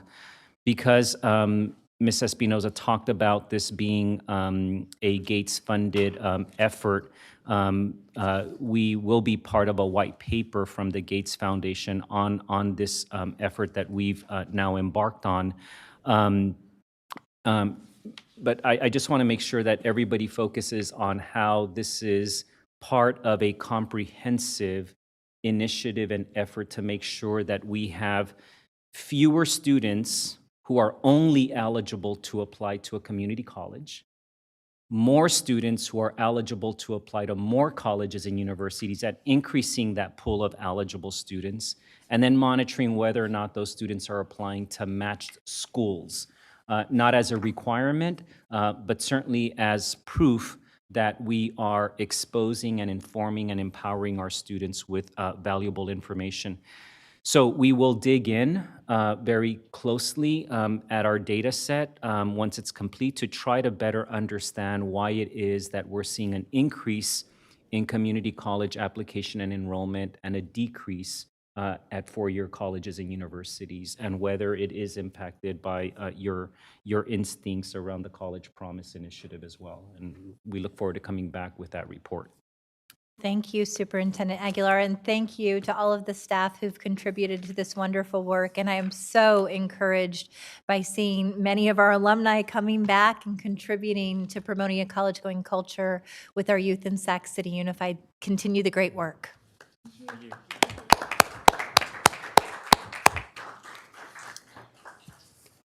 That was an item for information only. Item 9.2, the American Indian Education Program. This evening, it will be presented by Christina P.C. Narvaez and Marcus Struther.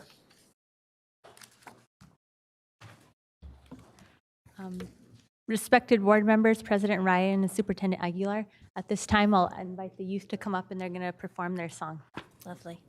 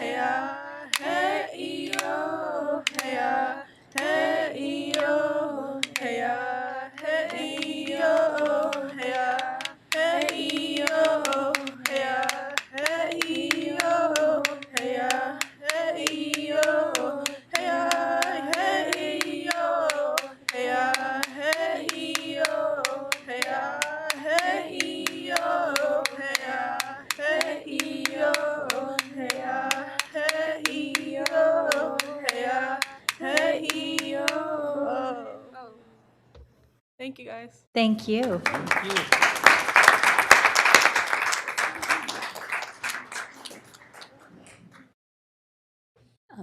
Thank you. I was told that that was a song of resiliency, which is a perfect description of our youth and our Native families. So I would be amiss if I didn't acknowledge the Indian people of California and Sacramento. We are currently on the ancestral homelands of the Maidu, Miwok, Wintun, Wintu, Patwin, and Nisenan tribes.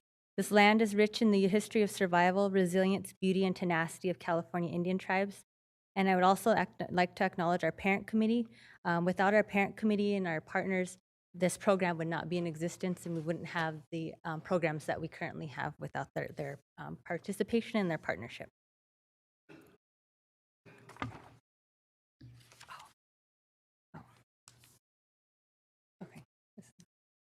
Okay, so what is the American Indian Education Program?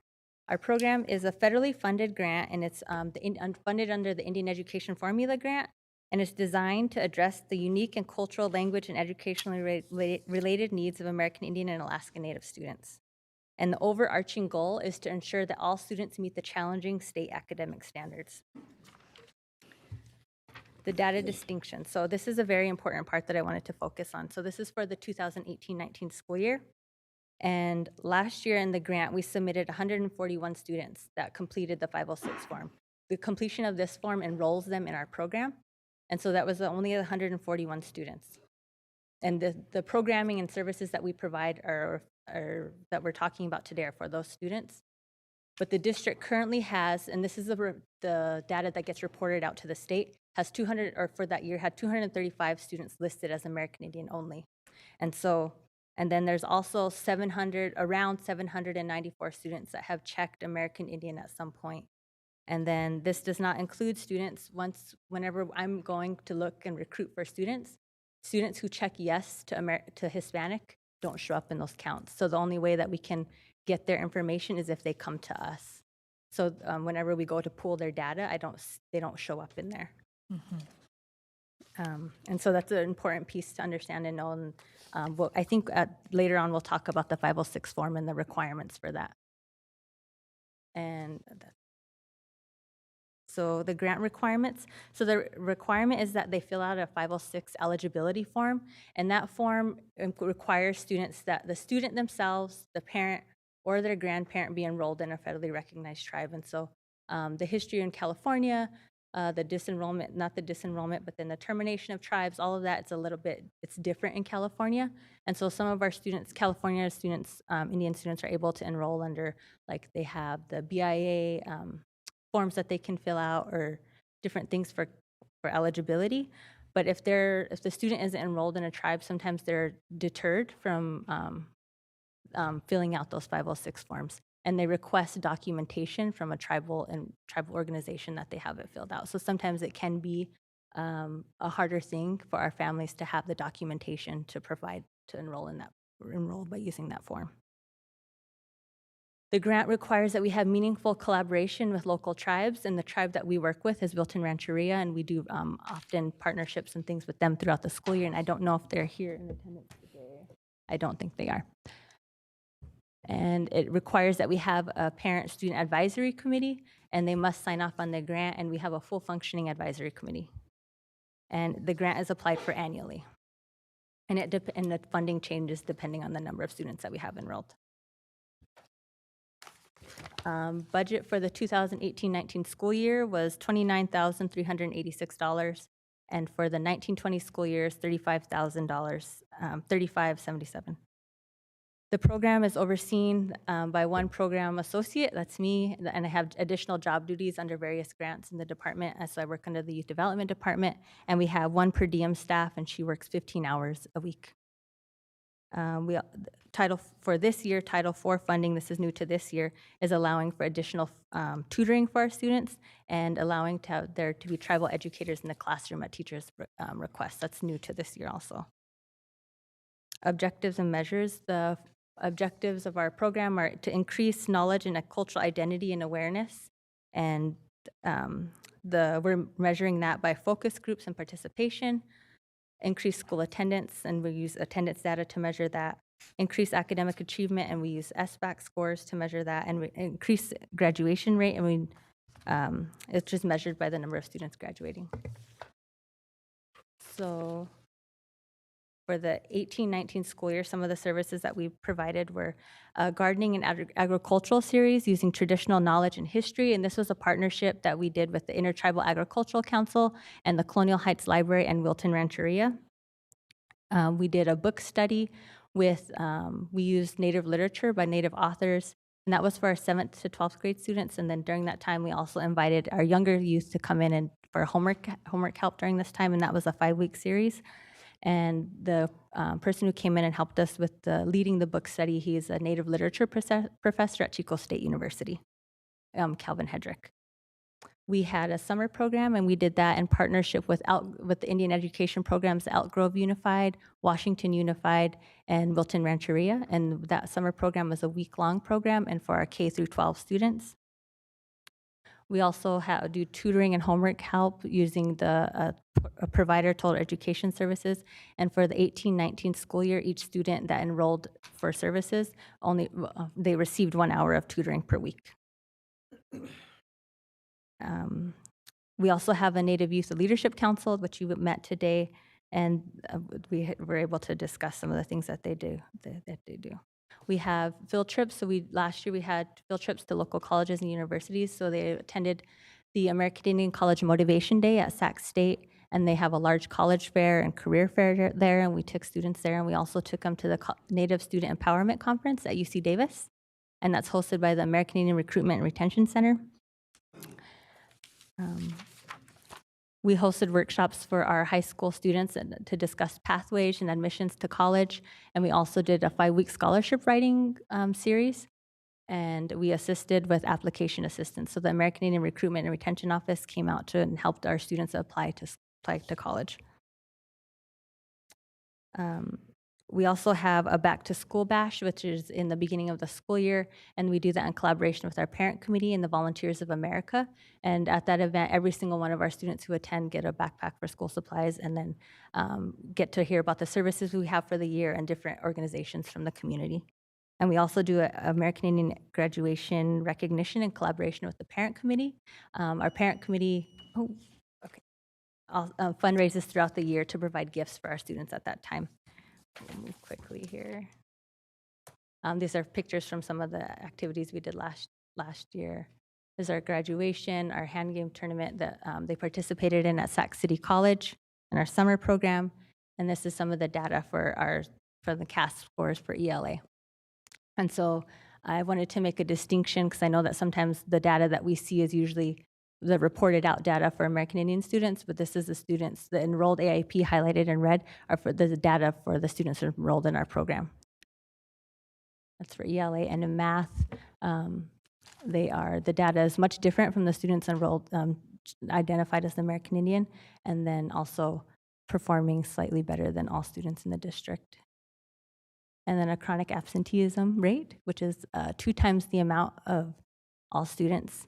And this was a focus. So last year, the initial thought was that we were going to put out information about chronic absenteeism and what that meant and the data behind that.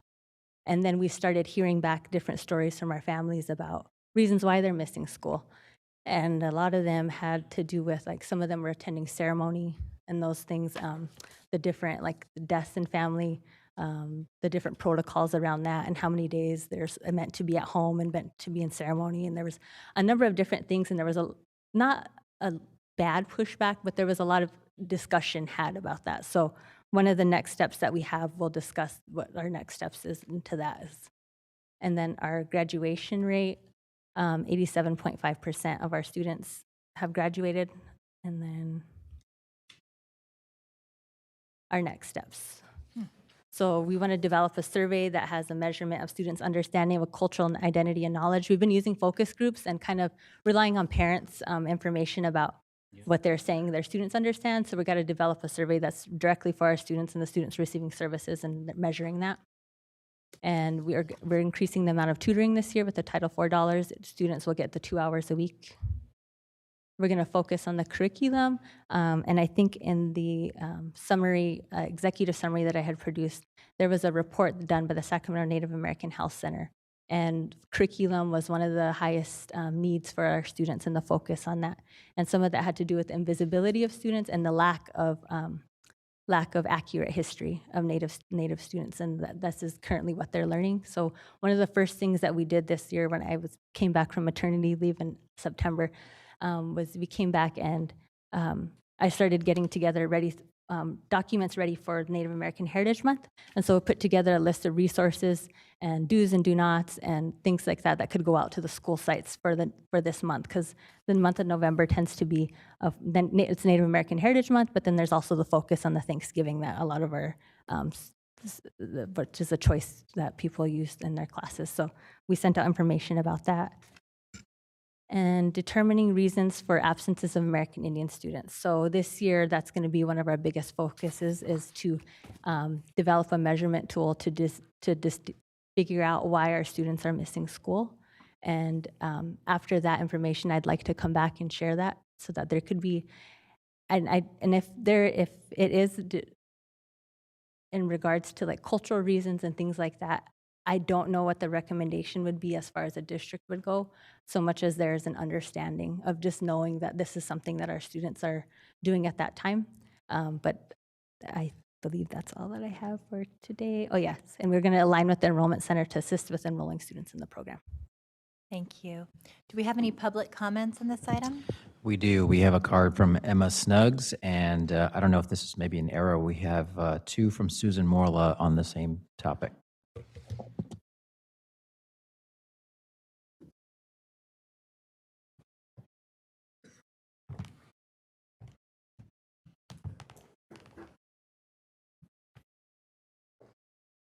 Hello. Hi, good evening. I want to start by thanking you, one, for acknowledging our students and acknowledging our program and leaders like Christina Prairie Chicken and mothers like the ones behind me. Just to be acknowledged sometimes means so much more than you could ever understand, more than I hope you ever have to struggle to understand.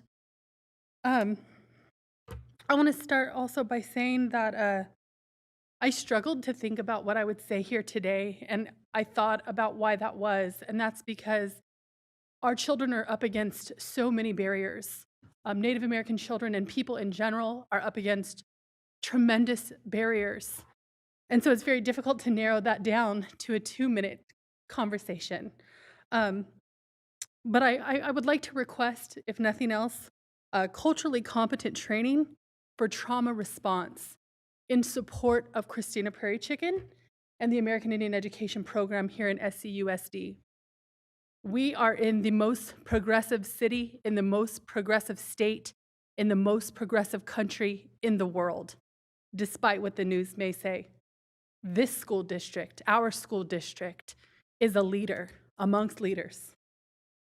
And I have faith that you all will do the right thing when the time presents itself, and I know that you all will find a way to create those opportunities for us, and we'll support you in doing that. I also want to say I'm a citizen of the Cherokee Nation, as is my son. This is my other son, and he and his family are from the islands of Samoa. And I just want to point to what it means to be a survivor of trauma. The Trail of Tears is looked at by scholars as an American Holocaust. And so when you deal with our kids, I ask that you please keep that in mind. Please keep that in mind. Thank you very much.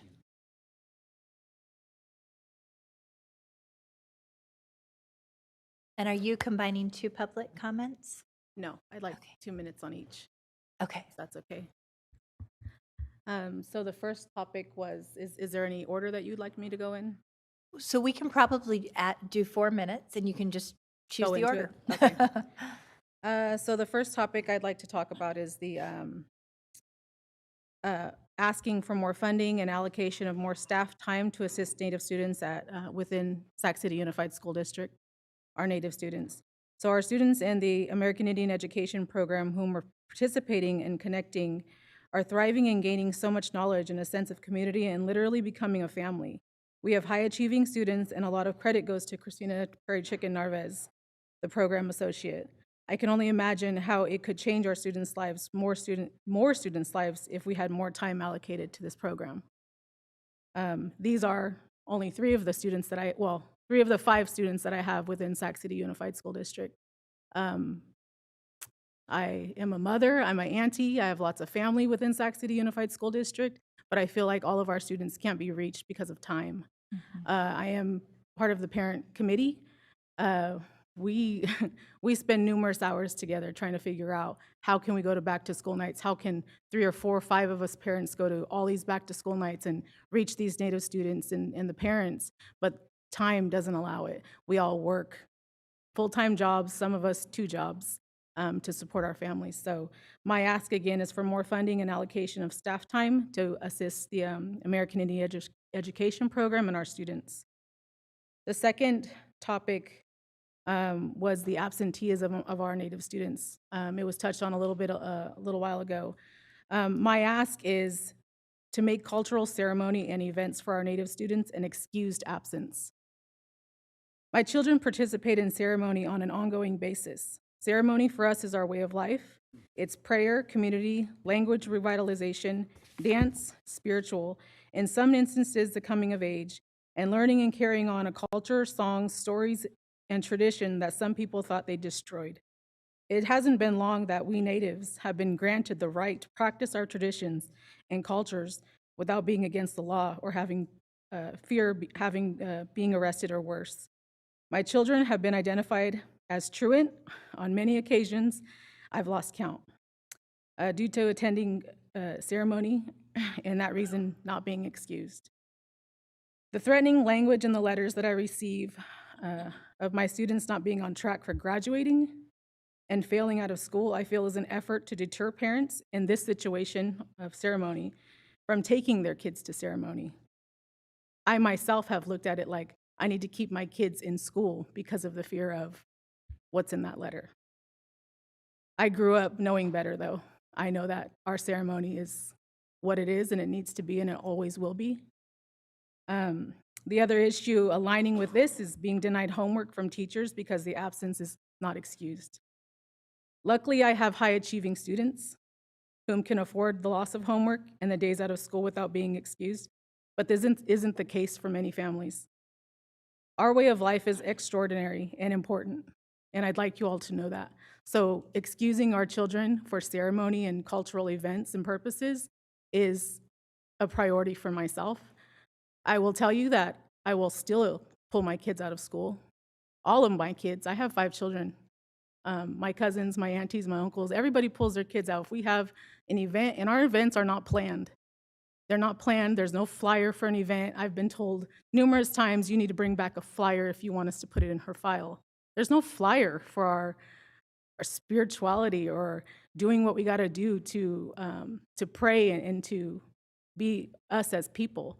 So again, I ask that cultural events and ceremony be excused for our Native students. Thank you. Thank you very much.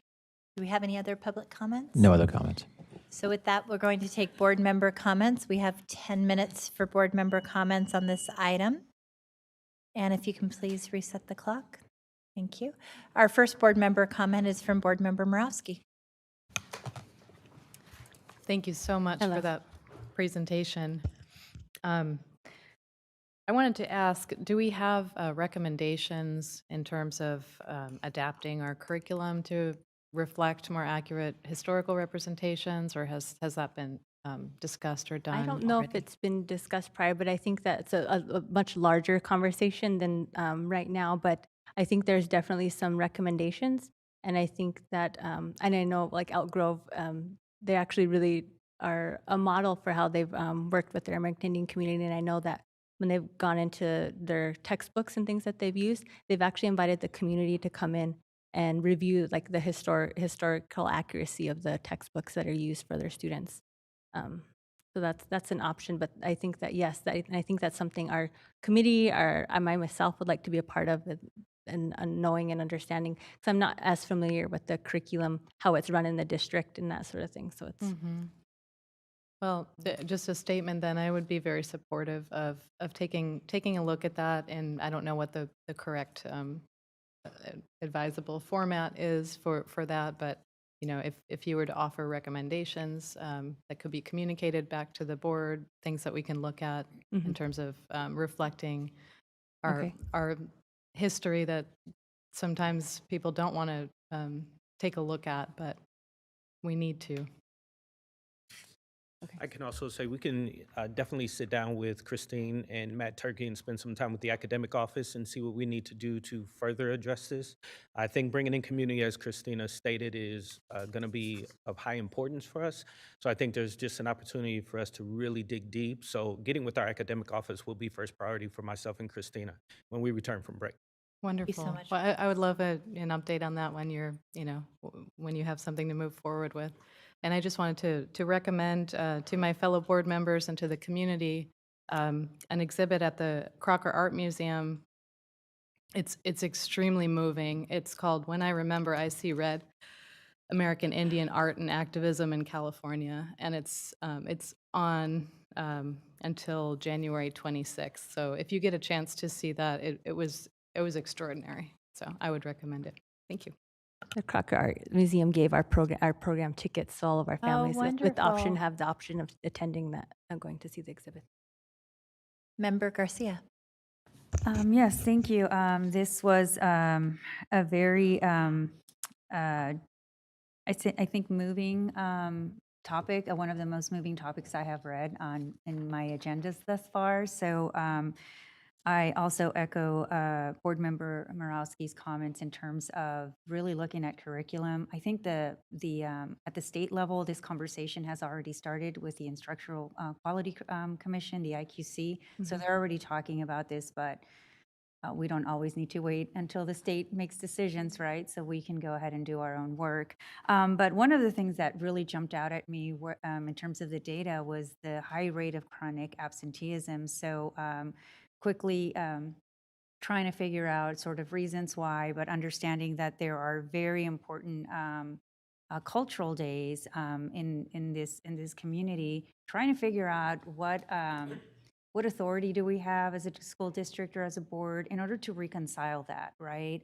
Ensuring that one of the things that came up is, well, why can't we provide schoolwork ahead of time?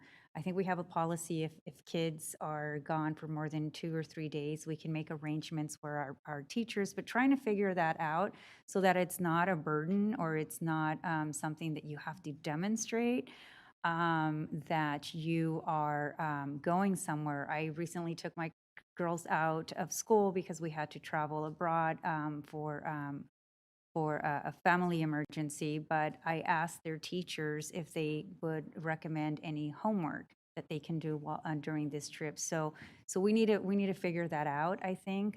Otherwise, we're going to continue to see the high number of chronic absenteeism. I wanted to go back to the enrollment, the 506 form, wondering how does that get to students and families?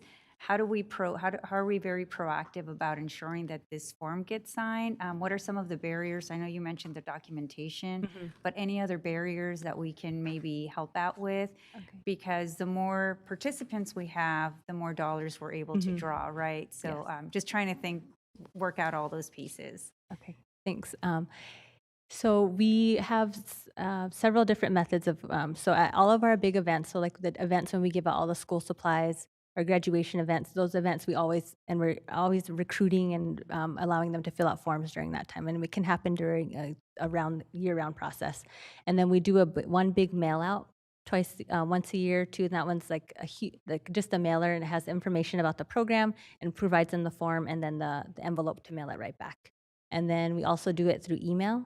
This year we're going to try and in the past we've also had parents come in and we've done like a phone bank to call out families. And reach out to them, and then just throughout the school year we have like and then we have like the website information, and then part of it also is the capacity that I have. So I have to be really targeted in running program. And then also I have to do the recruitment and verifying all of the forms and making sure that everything is accurate, because if it's not, then the feds send it back and then we are not allowed to count those students. So there's very limited amounts of time for recruitment, I guess, would probably be the biggest hurdle that I have is, and so when they do send back the forms, some of them aren't filled out all the way. So I have a stack of like 30 forms that I need to work with families on and getting the accurate, maybe it's just a signature, but if any line is missing, we can't count it. So I guess that would be another hurdle. So this year, the plan is to work with the school sites also, and so we'll be like sending them to the principals to say, the students are enrolled in your school, can you please have them return this form? Sometimes the form gets returned and it sits at the school office, which we can't, and we don't get it, so then we don't ever know if they're in our program or not, or enrolled in the program. So that's. So I just have two last questions. So one is, how do you target those students? Is it through the enrollment packet that we get as parents, and then we check off? We in our you office, so target? we have like our person who handles our data. I asked, can we have any student who's checked American Indian? Okay. And initially for years, I was just only getting like the 235 students. And then I would see families in the community and be like, why aren't you in our program? And they would say, we never got an enrollment form. So I went back and figured out we weren't getting the students who had checked 2 or more. That wasn't showing up when their students are classified as 2 or more. So then we had to do another draw, and that pulled up the 700 students that we have. So then. And as someone who has multiracial kids, it's really important that we count every single box equally, because it's part of who they are. So we can't allow that to be a barrier. My last question is, in terms of the services that you provide, how do you determine that? And do those change from year to year based on input or need? And I'm just wondering how. So usually, as far as the cultural offerings, we usually rely on the community, like our parent committee, and then we also put out a survey of like what kind of cultural offerings are you interested in. But then also we're in the year 2 of our multi-year grant, and so when that grant is determined, we work with the parent committee to determine what our objectives will be. And so all of our services are based around kind of our objectives. So that would be the increasing cultural knowledge, graduation rate, attendance, and increasing academic achievement. So all the services kind of are determined by those, and then the parent committee. So, but the tutoring has always been like a mainstay for the program. Well, I congratulate you on the data that demonstrates that this program has positive student outcomes in terms of academic achievement. So thank you. Thank you. Thank you, Member Garcia. I want to just begin by saying to the students and family members who came out tonight, we see you. And I have to tell you, your stories and what you've shared this evening is so incredibly moving. My husband for many years served as the Assistant Secretary for Environmental Justice and Tribal Affairs for the California Environmental Protection Agency, and is in fact himself also a Native American and Hispanic as well. And the history, the culture, and the inclusion is so critical. To feel so often as a population that you are invisible despite your level of contribution and your level of need is unacceptable. And to see the difference you're making in this district is really remarkable.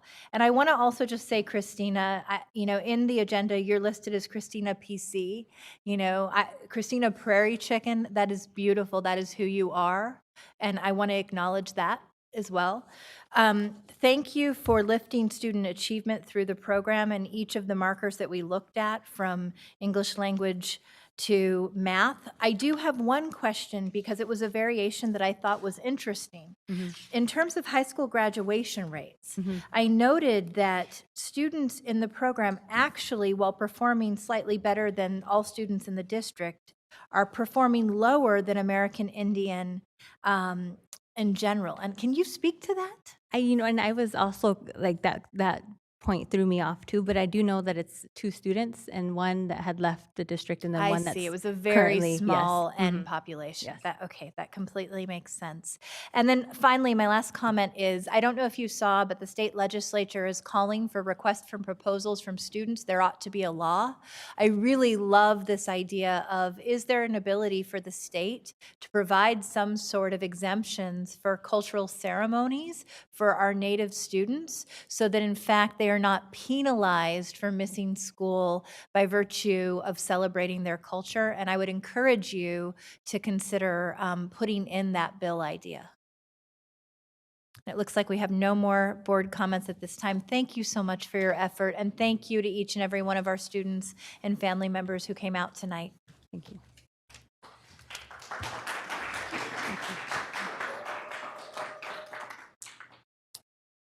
Item number 9.3, approving resolution number 3113, resolution of the Board of Education to order a school bond election and authorizing necessary actions in connection therewith, which will be presented this evening by Nathaniel Browning and Amna Javid.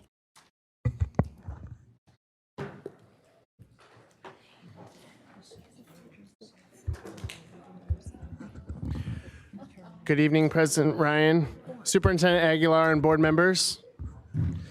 I'm very excited to bring this item forward to the board and community today to share. Oh, Staff will- yes.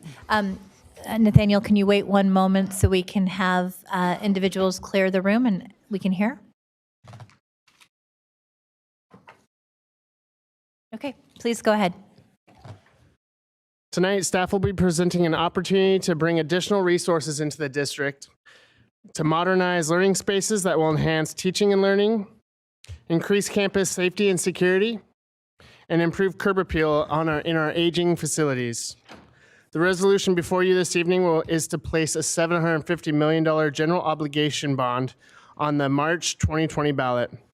And to talk more about this opportunity tonight, I have Ms. Amna Javed from the district's facilities planning team, Kathy Domenico from Capital Public Finance Group, and Eugene Clark Herrera, our bond counsel from Oric, Harrington, and Sufclit, and Mark Covington from DLR Group.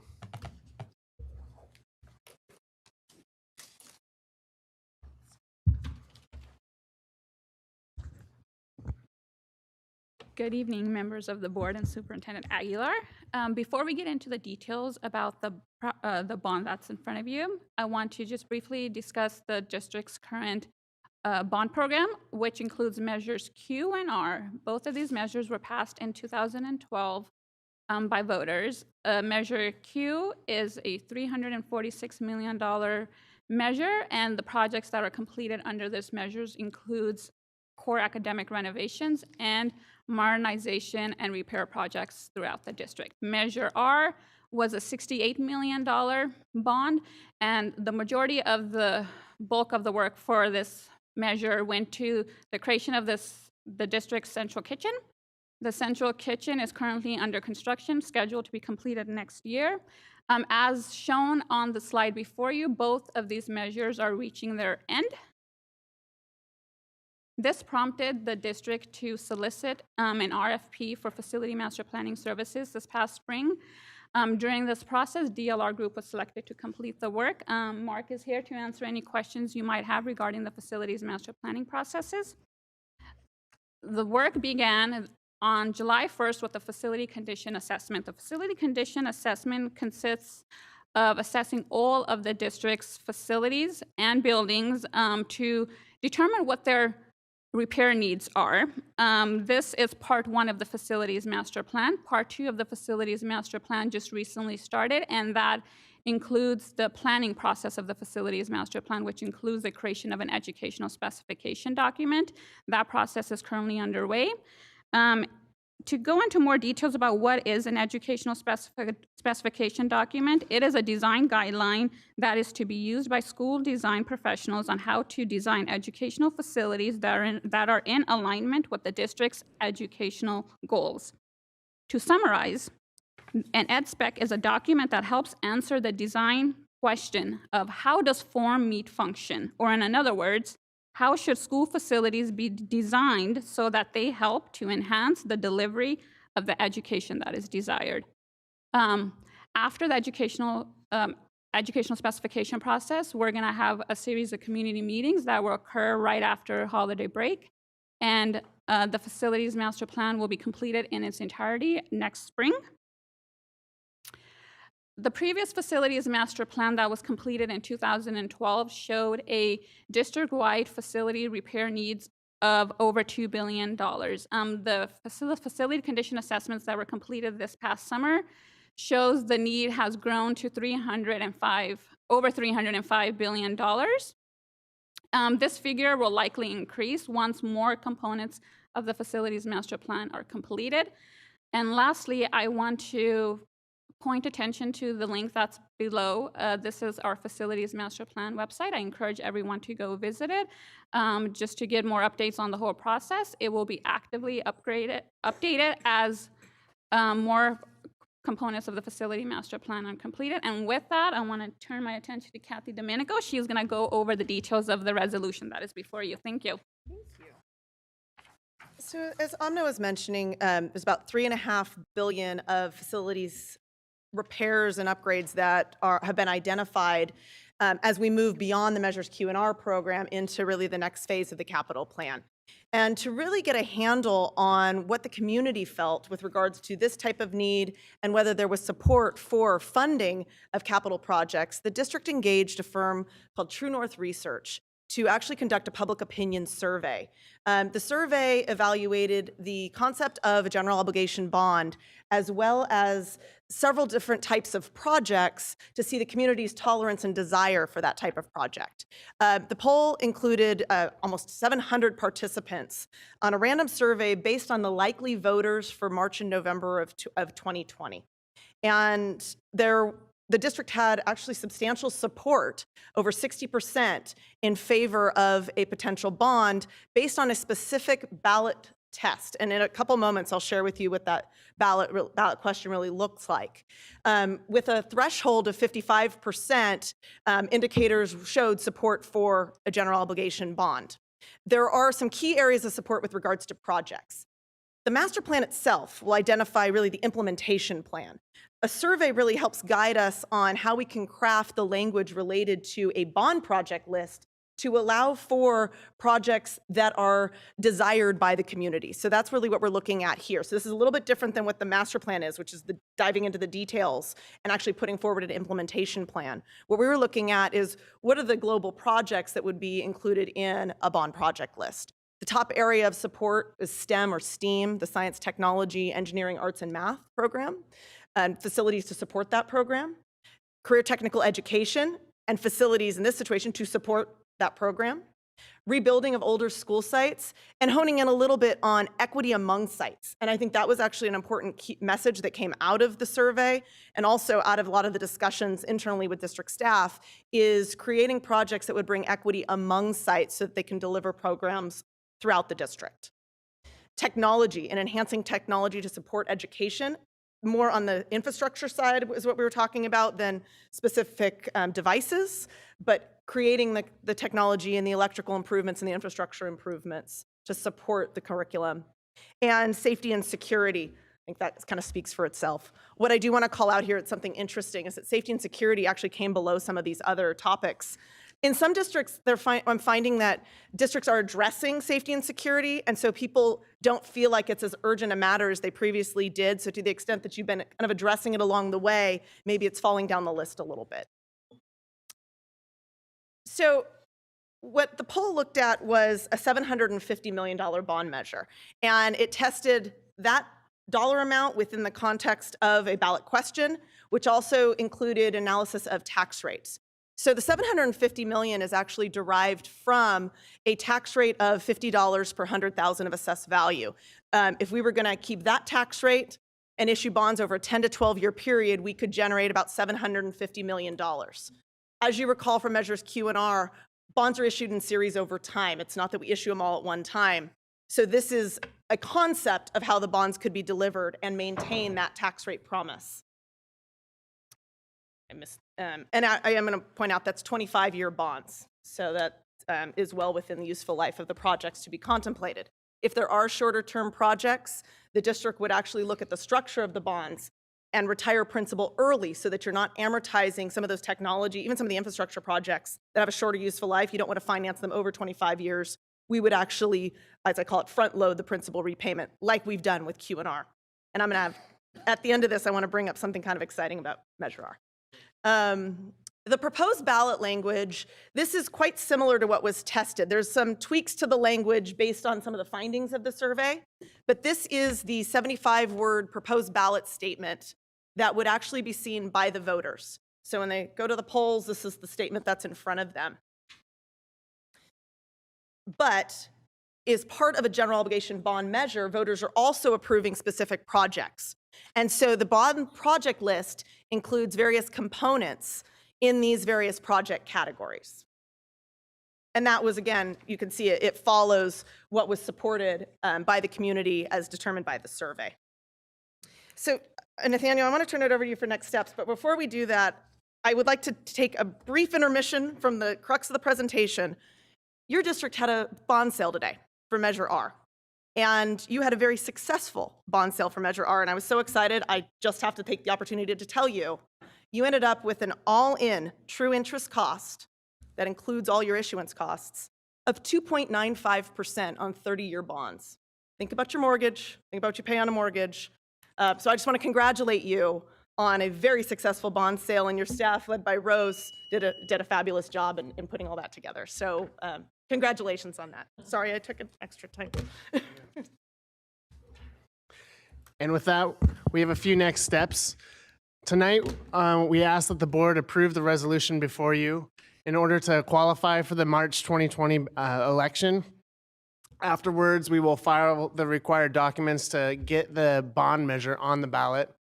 As Ms. Javed said, we will be hosting a series of community town halls after the winter break at local schools that includes broader community town halls as well as focus groups with students and other community partners as well. And then finalize the facilities master plan by later in the spring and prepare for the state bond if it passes, which is also on the March 2020 ballot as well. And with that, are there any questions? First, we're going to take public comment. Do we have any public comment on this item? We do have two public comments from Kevin Ferreira and Gary Pfeiffer.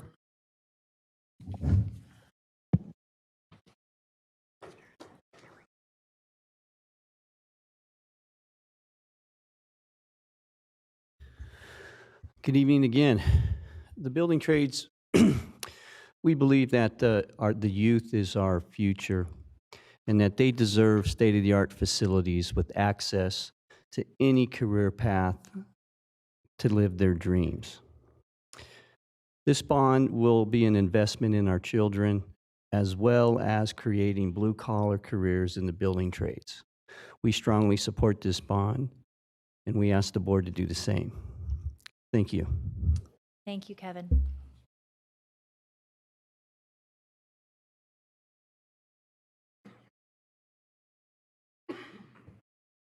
Good evening.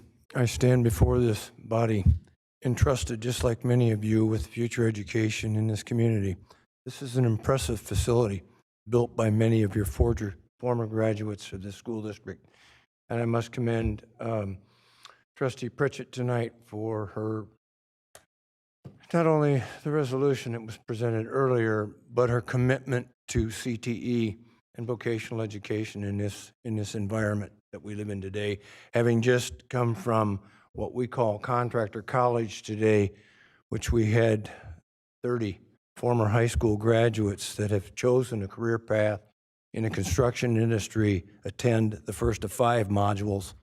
I want to encourage not only the passage tonight, but I want you to look at the future curriculum involved in the district. Facilities are always necessary to house our generations to come, but the curriculum involved in these facilities, the learning, I stand before you as a product, a successful product of public educational and vocational training through the school system. And as I end my career after 44 years of being an advocate for this public school system and the continuing education that it now is looking forward to affording the students, I want to make sure that students are prepared to enter the new realm of construction technology that's out there. Not all students may enter the engineering careers offered by Sac State and the UC system in California. Many of them will go on to take vocational training, but they must be prepared for the new generation of technology that we're utilizing in construction, from estimating to project management to project inception to handoff and implementation in the field. Your future projects will be built by those people.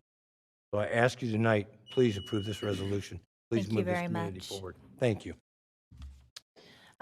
Do we have any other public comments? No further comments? Okay, so at this time, we're going to take comments and questions from board members. While I have board members queue up, I do have a requested amendment to the current proposal. So California Education Code requires the establishment of a bond oversight committee. On that committee, there are 7 active members, including 1 required from the business community, 1 from the senior citizens community, or related to a senior citizens organization, 1 member representing a taxpayer organization, 1 parent or guardian of a child within the district, 1 PTO representative who is a parent within the district. That leaves 2 additional slots. I am asking for a friendly addition to carve out a slot for 1 member who is active in a community-based organization and 1 member who serves as a representative from labor. Eugene, you want to speak to that? So we'll take that full motion at the end, so I'm going to have you hold, but I appreciate the motion in the second. Board Member Minnick. Thanks. I just had a couple comments, I guess, not really questions. I appreciated when you specifically mentioned the importance of equity among sites. And then it brought me back to earlier statement by Mr. Vasquez and the folks from Hiram Johnson talking about the baseball field. I will say that over these last 3 years, there's one experience that has that hit me the hardest, that I'm the most proud of. And it was when those of us on the facilities committee, President Ryan and Member Pritchett and I, moved then to this group to focus our a large chunk of resources to pay for the football field and track at Hiram Johnson, when we could have potentially said, oh, we're just going to divide it up and everybody gets a little bit of money and we don't really get much for anyone. Knowing that that was a school that had been, had really been in kind of physically in disarray and needed this support, and so then bringing it to this body and have it unanimously passed to support those students. And what I see now every day when I drive by is this amazing field and this amazing campus that didn't exist a year and a half ago.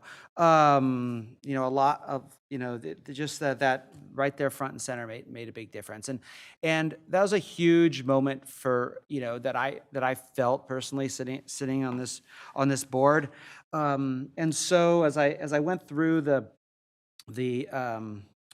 resolution here before us tonight, I appreciated the special carve out, whereas this measure will advance the district's guiding principle of equity, access, and social justice, which states all students are given an equal opportunity to graduate with the greatest number of post-secondary choices and the widest array of options. I just think that as we move forward, hopefully move forward on this tonight, that every single conversation and every single decision that we make regarding these funds is going to be focused through a lens of equity. And I'm really appreciative Absolutely. that that's been included in our conversation tonight. So thank you. Thank you so much, Board Member Minnick. Board Member Garcia. Yes, thank you. I too am excited to support this bond. I think that our facilities are in dire need of upgrades, whether they're to get modernized or to completely get rebuilt in order to really provide a positive learning environment for our kids. But I do want to address, I think, something that is important to explicitly state in the bond language. So I am asking for a change, and that is to set aside 1% of the $750 million. So that would be $7.5 million for preschool education. And this is with the goal of increasing access to preschool education in our district.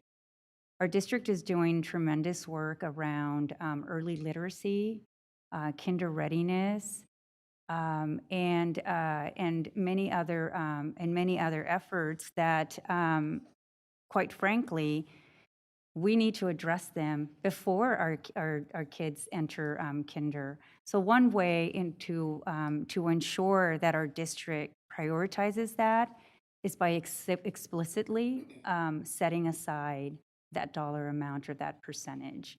So I want to make sure that that is included in the bond language. So again, it would be that the board shall set aside 1% or the equivalent of $3.5 million to improve access to preschool education. Sorry, Board Member Garcia, I believe you mean $7.5 million? $7.5 million, yes. Thank you very much. To improve access to preschool education by increasing capacity, including modernizing preschool facilities or classrooms, building new preschool classrooms, new preschool facilities, and also wanting to make sure that we are consistent with our equity lens. But this particular set aside needs to have a different index in terms of determining priorities, and that would be based on an equity that is to be designed to identify the needs of our student populations that are in greatest needs. So it's making sure that we continue with our commitment to equity, but that that equity index is designed to identify student populations with the greatest needs in our district. So I ask that we include that in the bond language. In order to demonstrate our commitment to early education in our district. Thank you, Board Member Garcia. I have language for suggested inclusion, and I'm supportive of that important addition, both through an equity lens, an ability to grow enrollment, and to meet the needs of our student population across the district. Board Member Pritchett. Thank you, President Ryan, and thank you, Member Garcia, for bringing that to our attention. And I do support that, especially through the lens of equity. I don't really have any questions. I just have comments because I'm really excited about this. We've have had discussions in the facilities committee about this. We've actually been talking about doing a bond for some time now. So I'm kind of excited that it's here and we're moving forward. And I just want to point out that with this polling, I'd like to see, a broader list of, what else was, on the list and not just the top 5. But I'm glad that you gave us the top 5. But I love that CTE came number 2 on this list. And I at Rosemont High School 3 years ago, we brought forth a CTE program at Rosemont High School, and we thought we only anticipated 60 students our first year, and our first year we ended up having a little over 120 students that enrolled. And this year it's grown so big that we had to add advanced classes. So this is definitely a high need in our communities. Like I said earlier with the college update, not all of our students are cut for college. And a blue-collar job doesn't have to mean that you make less money. It means that you could make a very decent wage and support your family. So I'm excited that we are giving a pathway for college, but we're also training our students. So I do have some questions about the buildings, and I don't know, I like that we are putting the language to provide modern and career tech training centers, and I'm assuming that means that we can maybe have this at like all of our comprehensive high schools. Is that like something that we can look at? Is that what that means? Yeah, that's possible. So the language within this resolution gives the staff the ability to move around and figure out what that looks like based on the facilities master plan when it is completed. Yeah. And based on the equity indices also noted within the whereases. Yeah, that's fantastic. I think that that's been kind of my dream on the board of, now that I've seen how successful it was at Burbank and Rosemont High School, and hoping that we can get this out to all of our comprehensive high schools. That'd be fantastic. So, I wanted to thank the building trades for coming out and speaking on this, and thank you for your partnership on getting our kids trained. And a lot of our partners have donated materials to our school sites, and to make sure that our kids have a good learning experience. Like, for example, welding boots and stuff like that just kind of popped up out of nowhere. So I'm really excited about this resolution. Thank you. Thank you, Board Member Pritchett. I'm going to ask that we add 5 additional minutes to the full board member comments, given how significant the action we're about to take is. We have next a comment from Board Member Morowski. Thank you very much. Let's see, I have a couple of things. First, I'm excited to be able to support this measure. Our students deserve world-class facilities, and we have a long way to go. This is probably not even adequate. I was kind of disturbed to see that we have 3.5 billion with a B in repairs, and so this is probably not even enough. But I think it's a good compromise in terms of the effect on our community.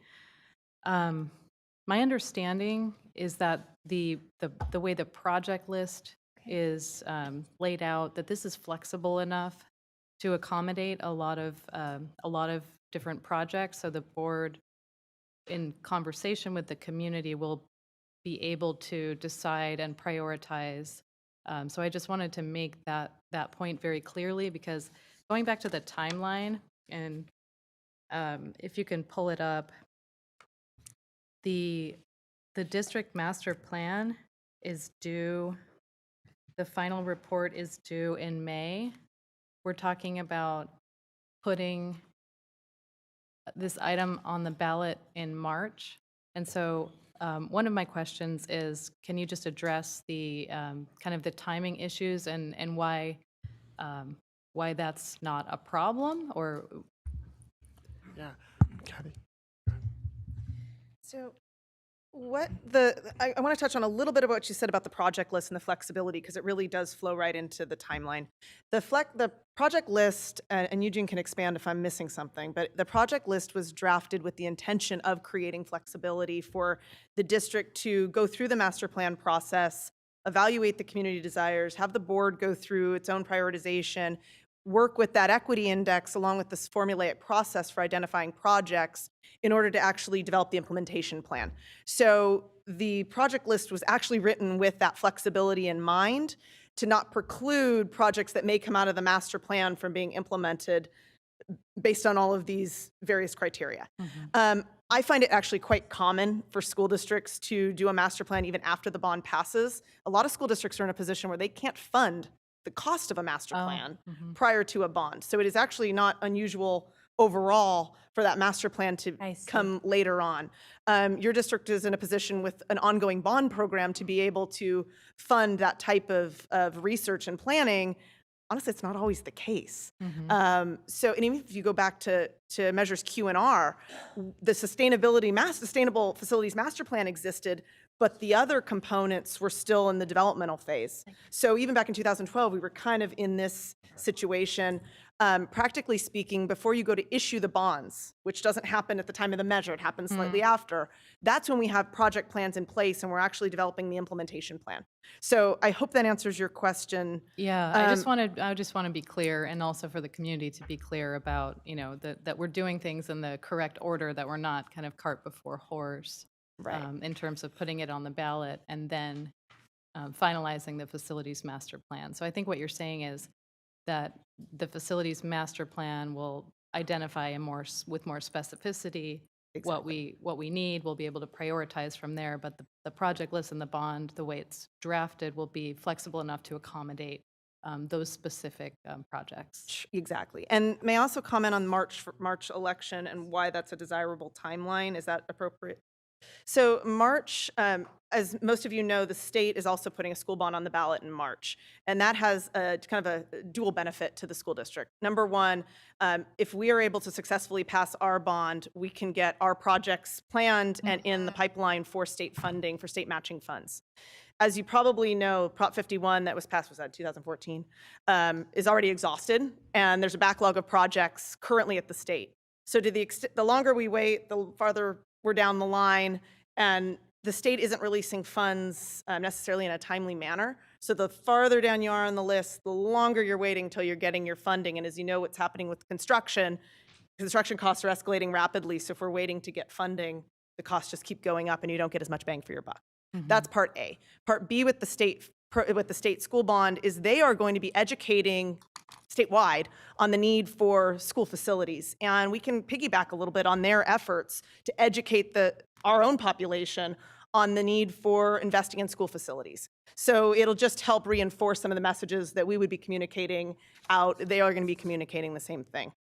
Finally, the election environment and the likely voter turnout in March is simply more favorable than what you're likely to see in November, especially with the anticipated items on the November ballot. So that is the thinking behind the March election.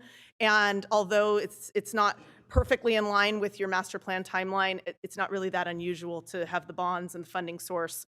Actually, it'd be kind of nice because you can implement your master plan right away. So I hope that answers. Thank you. Yeah, and I have a couple other things. So I just want to speak to the other points that have been raised in terms of early education. I think this is a direction that we need to be going, and I'm happy to support a set aside for preschool, and also support the suggestion of having a CBO representative and a labor representative on the advisory committee.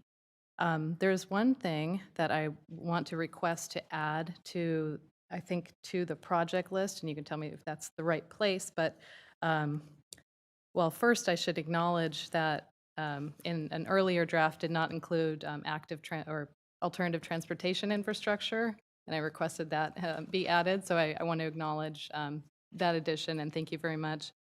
There's one other thing that I think is missing, and that is safe and accessible drinking water projects. And actually, this is a conversation I also had with Nathaniel. Can you speak to that and the ability to install hydration stations? Yes, it's on the project list. Let me look for it real quick. Go ahead. So Member Morowski, that was one of my top concerns too. We actually had some very egregious instances where school sites had just marginally consumable water, and we had to fundraise through grants for hydration stations to rectify that inequity. Thank you for that. That's Page unacceptable. A6 at the about second bullet from the bottom. A6. That's in there. Plumbing, including but not limited to water and sewage draining, valves, backflow prevention, lateral storm drains, water mains, sinks, water heaters, neutralization tanks, shower heads, and other fixtures. I think, because we have one that says hydration stations. Oh, my gosh. Okay, I'm sorry. Maybe Oh, I'm you're not looking at the looking at the updated. current, yeah. Oh, okay, got it. It's okay. Very sorry. It's okay. Yes, okay. Okay, so I'm glad that was taken care of. Then I have one other question about the ballot wording. Is it possible to further emphasize that there are annual audits, that it's a citizens oversight committee? I think, we have been in the news quite a bit and with our district. It's not always good news. And, as we work through some of our fiscal challenges, I think it's going to be really critical to be able to emphasize the multiple different accountability measures that are that the bonds are subject to, and sort of separate that from, because it is a completely different funding source with a different structure, and separate that from, what may or may not be our general fund budget issues. Thank you. And so when you say ballot language, you're thinking of the 75 short summary? word summary. So that is already included there. It's part of the last line of the 75 words. And Is there any way to expand on that? Can we tweak? Can we tweak another part of it, or? Yeah, so 75 words. I'm going to try to respond to all of the board's feedback and just provide a little bit of guidance, if I can, to help you move towards this action, reacting to some of the requests and comments. On this one in particular, I think, as Kathy described, there is sort of data supporting this particular formulation of the language. And it's, in my experience, and I was involved with measures R and Q and drafting those as well back in 2012. So kind of with that hindsight and other experience I have with other school districts, I would say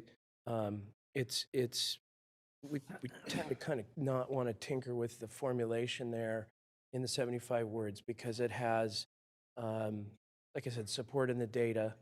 Because that's what was poll test. Right. That's what was poll tested. Right, and there are a lot of substantive. There's a lot of substantive information and pretty technical legal concepts Understood. that all have to kind of get stitched together in that short question. So it's quite difficult to kind of tinker with it without taking more time. And I think you guys are, because of the deadlines for the March 20th election, you kind of need to take action tonight. So I would kind of advise to just keep the 75 words the way they are. You are allowed, if the board approves this, in your communications as you look towards the election, to emphasize, for example, the existing practices and audits and oversight that, you've already got a track record that you can demonstrate to the community based on Measure R and Q and how that's been managed. So you can bring forward all that kind of information, but I would say not to do it not to kind of alter those 75 words. If we have one more word, can we add arts? Because I noticed that's something that, a lot of folks are interested in, and we have the STEM in here, but not STEAM. Yeah, shoot. Real fast on the 75 words on the accountability. Also, the bond project list, the full text of the measure that the bond project list is included in, that will be published in its entirety in the ballot materials, and it actually has a lot of detail about the accountability standards. So I think that'll address For the people who read it, yes. Yeah, for the people that read it. I agree with Eugene, though. I probably wouldn't tweak too much with that ballot statement right now. Especially that last sentence, or that last phrase. Yeah. I do a lot of work actually in Placer County, which is pretty conservative, and they kind of read that last line, it kind of ends on that, and everybody goes, oh, okay, accountability. So I do think it captures the accountability and has the reaction that you're looking for. So that would just be a recommendation on that. Citizen oversight / audits. It seems like it's not enough to me, but it's / audits, right? Probably get rid of the slash and say annual audit. That might be missing that language. So I'm just going to make one other request before Member Morawski asks her final question. I know we have an extra, I think we have a board member who has requested another question because we have 2 other board members who have not spoken. We're actually going to take their comments first, given the remaining time that we have. That was my last. I just wanted to request arts be added if there seems to be space, because it says it has the STEM and not the STEAM. And I have to say, arts polled very well in our parcel tax polling, polled very well last time around when we did the bond combo. If that's one word that could be added, I think it probably would be beneficial. I defer to you because it's a political Okay. question. Yeah, we can add that in the second line under, behind science. Instruction in math, comma, science, comma, and arts, comma, and engineering. Great. Okay, Member Vang, followed by Member Minnick. Thank you, President Ryan. I'll keep my comments short. One, I'm also incredibly excited to be supporting this bond. I think our neighborhood schools are way overdue for upgrades. I did have some questions around the polling. One is, it's really great to see the positive support, the 60% support in favor of potential bond. But I'm curious to know what was the question that was asked to get to that 60%? And I asked that because I think, language and question matters when you're doing polling, and so I would be interested to know what was the questions that were asked. So it was pretty similar to the ultimate ballot language. It's basically, in order to upgrade, repair, construct, and equip classrooms, science labs, career training centers, and school facilities that support college and career readiness in science, math, technology, engineering, arts, and skilled trades, keep instructional technology up to date, and improve student safety and campus security, shall the Sacramento City Unified School District measure authorizing $750 million in bonds at legal rates be adopted, levying 5 cents per $100 assessed value, $38 million annually, while bonds are outstanding, with citizens' oversight and all money locally controlled. That was a question that was asked over the phone. That was asked. Okay. And some of it was done online. Okay. So it's a dual mode. It was a dual mode survey. Yeah, because I'm just thinking if I was a voter and I heard all of that, I mean, what picks up is basically upgrades, right? Another question I had was when y'all did the polling, did you poll kind of voter attitudes towards the district given our financial situation? Because I think Member Moralski spoke to, we've been in the news, and I think for me, while I'm going to support this bond, and it's great to see the 60%, I think it's also important for us to really understand just attitudes of voters in the district. And so I'm curious to know if you did any polling around just attitudes towards the district. So the survey was kind of a thicker survey. It started with a listing of some issues facing the community and facing the district. Talked about the quality of education. It talked about repairing and upgrading facilities, tax increases, property values, public safety, gang activity, and reducing gang activity and violence, traffic congestion. It went through several different things. It didn't specifically call out the district's financial situation and as a lead-in question. But what it did go through were some messages and some key messages throughout, both positive and negative messages. And some of the negative messages did contain specific questions about the district's financial situation. How did that poll? So what it basically does is it goes through the series of these messages, and then it looks at how it sways the response to the exact same question. And overall, positive messages didn't really move the overall share. It just made people that supported it more intensely support it. And the negative messages, we ended up basically in the same place we started in. Okay. So it really, the messaging either way didn't provide a lot of movement on how the initial test played out. It was all within the margin of error, which is kind of an interesting, so essentially district's budget, all these other issues, they didn't drastically impact how people viewed the measure. Okay. Additionally, also, Member Vang, we can also message a little bit after the board takes action around this is a general obligation bond. It's separate from the general fund. It's only for facilities, upgrades, and such like that. So I think that's the critical part. Yeah.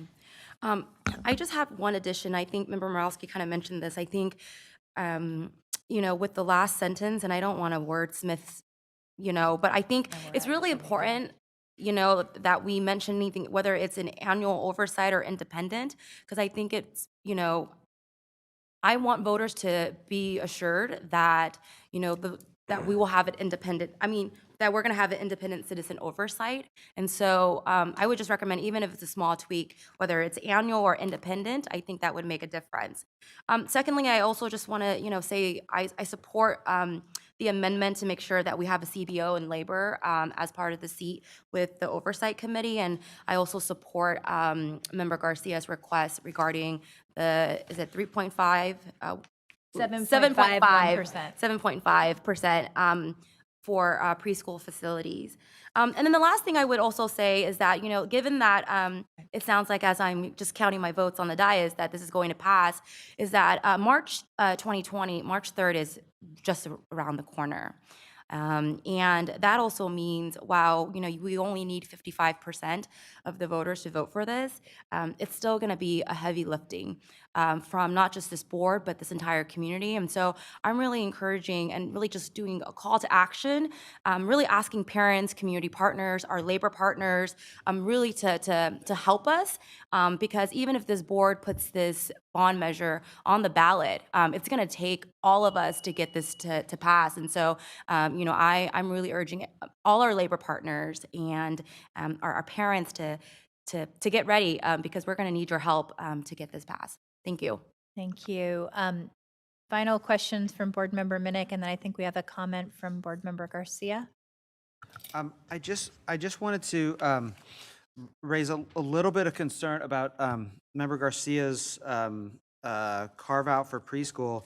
I'm all in whatever we decide to do, but I want to make this the least restrictive to us and to staff as possible. And it seems as though preschool facilities are included in this already because it's covering all our facilities. I'm worried about if we have this carve out, that we lose some level of flexibility as things ebb and flow and our needs change, and to be be focused on equity. I want to make sure that we have as much flexibility as possible. And I worry about kind of locking us in, and a lot of the projects that are on this list impact the preschool and the K6 on the same campus. And then how are we going to identify that, and like all this stuff. And it seems like at this point in the process, I would rather we had less restrictions. And then I'm all for making sure that our preschools get the resources they need, but I'm just a little concerned about that. So maybe I have could get a response from you guys or from the facilities department or whatever. Okay. Yeah, I'm planning to address that exact issue whenever you guys are kind of ready to when your deliberation is at the appropriate point. I think this is it, please. So a couple clarifying things, just legal stuff to say to you so you hear it, and then I'm going to come to that last. So two things before that. One is we will share with staff, and also for them to share with you materials that we publish for our clients regarding campaign finance and the state laws that govern what activities are permitted versus prohibited for and by staff with respect to the measure, should you approve it tonight. Because once you call an election, that brings forward a very clear dividing line that public resources can't be used for partisan activities. And so I just want to mention that we'll share those materials so that you guys have all those rules in front of you as you move forward. Creating a campaign committee, for example, is a very common way that a school district board might engage with the community in partisan activities that's separated from staff and the district's resources. The second thing I wanted to mention is coming back to some of the things that the question about timeline and some of the things that Kathy said. I just want to I want to clarify for you so that you hear it and understand what your measure says. you have you have evaluated the needs, the facility needs that was presented to you tonight, and that is actually a constitutional prerequisite to moving forward with a Prop 39 55% bond measure. So in terms of the timing, you're satisfying, you're checking the boxes that you need to check along the way. And the flexibility that Kathy described that is embedded in this project list and that member Minnick just referenced, it is intentionally flexible, but it's also very carefully specific enough to satisfy the constitutional requirement that you put forward a specific list of types of projects. So I wanted to clarify that there's no misunderstanding that it's sort of somehow just a blanket authority to do anything you want, because it's not and it can't be. But what it is it's a reflection of the needs that have been identified, and it is intentionally giving you authority to address those needs at every facility in the district, okay? But it also does, as you point out, in several places, give the board the power to establish priorities and establish, there's language on page A2 to develop equity indices and identify funding priorities. That language comes again on A5. So I highlight that to come, I guess, to the last point, which is to kind of respond to the concept of composition of the oversight committee, addressing preschool, and particularly setting out a dollar kind of figure or limit in the measure language. What's best practice for a large unified school district bond program of this nature is to do exactly what you're doing in this resolution, and then to come as a board with a companion resolution that sets forth the priorities, the rationale, and the approach that you intend to take and you're going to bind yourselves to the community to take by establishing a policy. So sometimes those resolutions come on the same night as the measure's called. I think Nathaniel and I are learning about some of the members' priorities in real time this evening, so we don't have a companion resolution for you, but the best practice would be for you to do that. It can be at the next board meeting after there's been more thought given to exactly how to articulate that it is the priority and policy of the district that should this be passed, 1% will be set aside for preschool, that the oversight committee, which is required by state law to be comprised as it's described here, will also, in addition to the state statutory requirement, include a representative of labor and a representative from a community-based organization. And you can add other priorities and establish other policies that will govern how you go forward during the term of your service to implement this. I say it's a best practice to take that approach because as you are doing and as other large urban school districts do around the state, these needs are massive, and the programs are very long term. I mean, you see that we've spent, it'll be 8 years to address or to implement the authority that voters gave you through Q&R. This could very well take a decade to fully implement, right?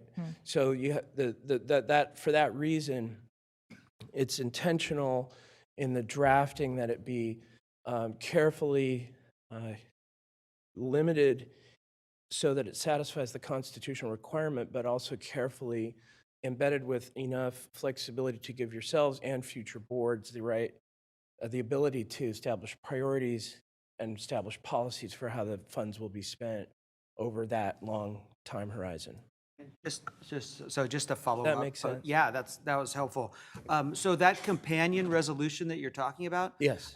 That does not have the same time limit restrictions that we're talking about? Because you talked about at the beginning. No, you could do we're at that. this- You We're on a could- crunch time here. You could do that. You could wait to see if voters approve it and then adopt your policies, or you could do it at the very next board meeting because you want to be able to evidence that the policies have been considered and established in advance of the election. There's flexibility for when and how you do that. That's really helpful. Thanks. Additionally, I would also recommend that perhaps we go forward with some community forums and feedback to get their input as well before possibly bringing in a resolution. Also know that we're moving forward every single day and really focus on the facilities master plan piece of it. So after, and the facilities department within the district have been really focused and talking a lot and outlining what these equity indices would look like for the bond if this is passed. And the DLR group has actually provided a really strong rubric for what that looks like as well. So being able to gather more feedback from the community, get a little further down with the facilities master plan, and have staff start developing what the indices looks like may help inform the resolutions or policies soon. Okay, thank you. Board Member Garcia, did you have a final comment? I do have a clarifying question Okay. and then another question on a different topic. So I still think it's critically important that the preschool language be in the bond language. I understand what you just said, but we're setting priorities here. It needs to me, it needs to be what's before the voters from out of the gate. It needs to be clear to the voters that our district, our board is prioritizing early education. So I think we can move in that direction. I don't think it's in conflict with law. I think maybe further clarification can be brought forth in a subsequent resolution to the extent that we continue to noodle how this could work.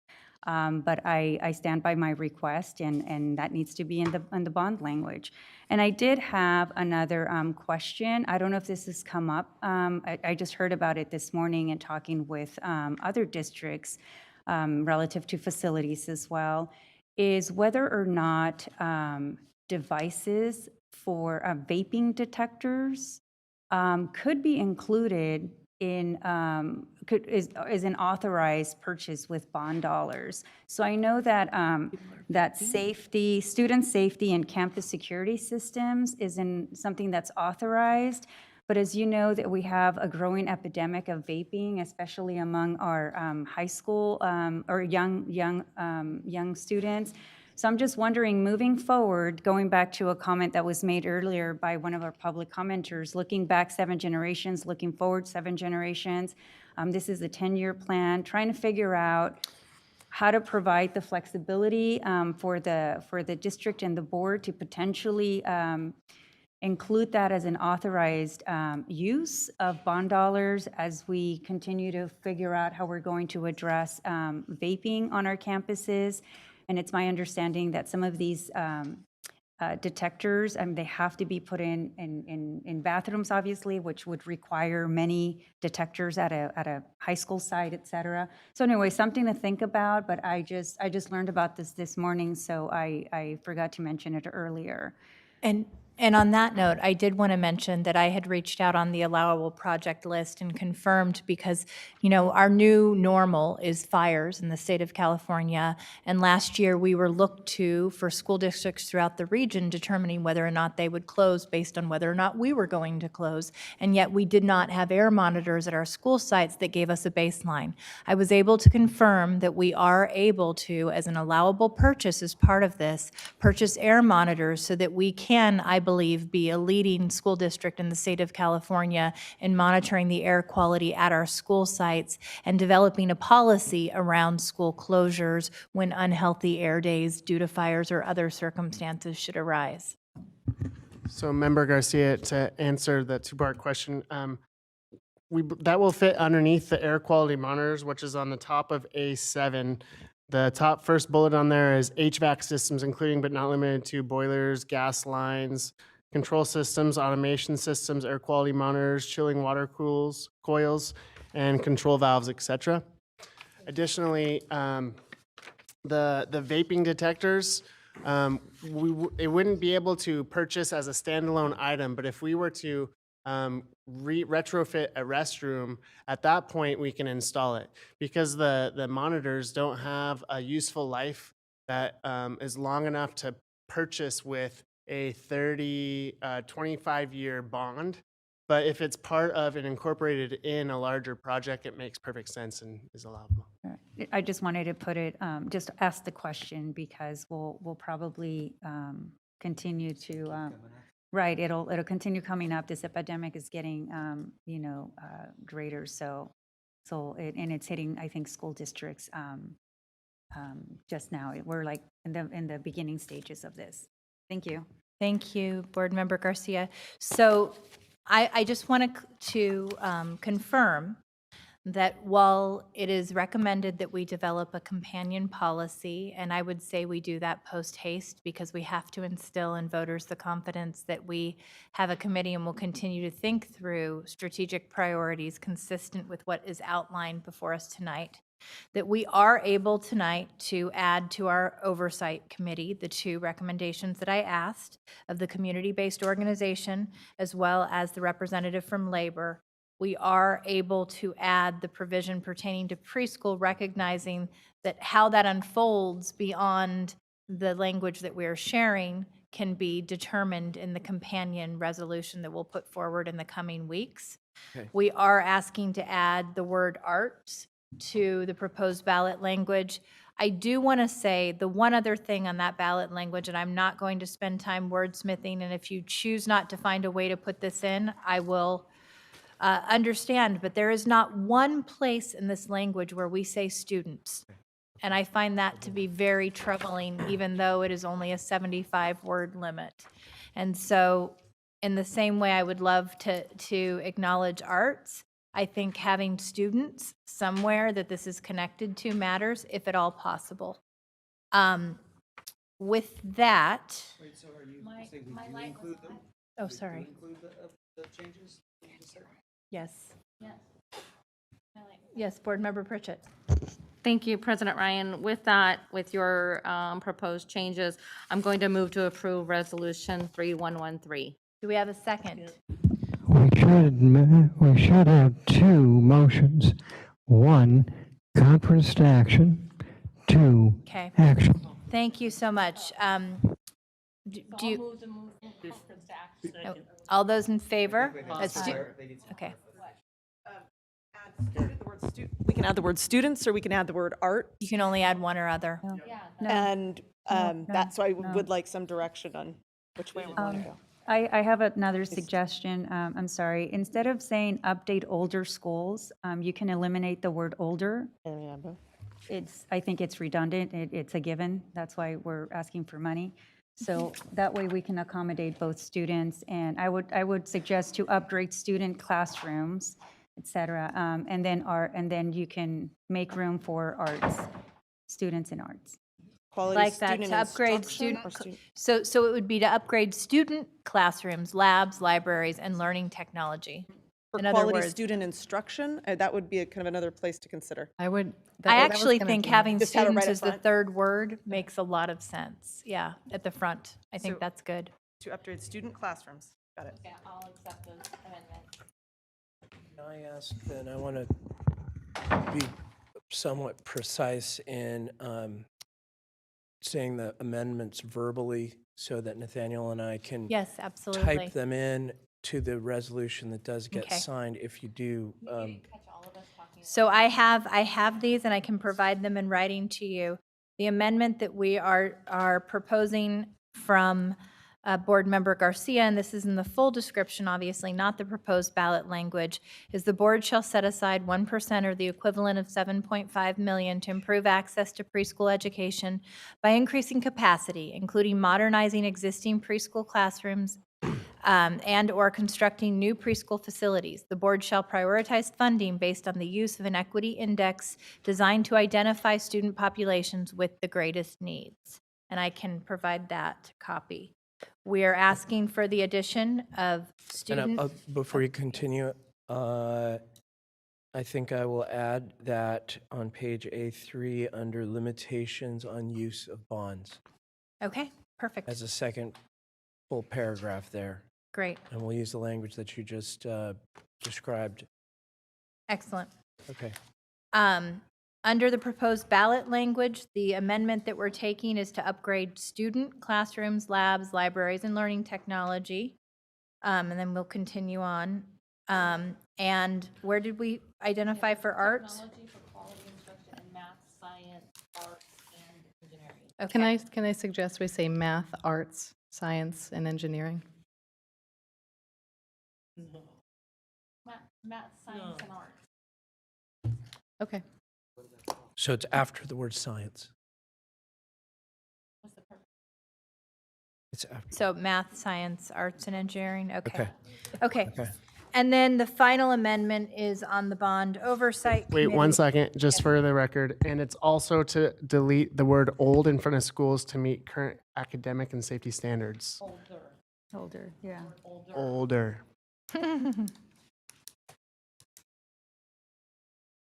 Correct? Yes. And then the final addition is to the Citizens Oversight Committee composition, the addition of one representative from a community-based organization and one representative from labor. So I would propose in the paragraph on A3, Citizens Oversight Committee, about 5 lines from the bottom. Got it? After bona fide taxpayer organization, Mm-hmm. comma, a member that is active in a labor organization, Mm-hmm. comma, a member that is active in a community-based organization. That's, And the sentence amenable. continues from I there? think that's good. Okay. You got that? okay. I got that. And there's a paragraph coming from Member Ryan to go right here. Okay. Okay. So, So we've with- moved from conference to action. With those amendments, with the preferential vote. That's the Student first preferential motion. vote. Aye. All those in favor? Aye. Now action with the same amendments, preferential vote. Student preferential vote? Aye. All those in favor? Aye. Okay, the motion carries. Thank you. I'm looking forward to hopefully getting these resources. Item 9.4, approving the submission of credential waiver applications to the California Commission on Teacher Credentialing.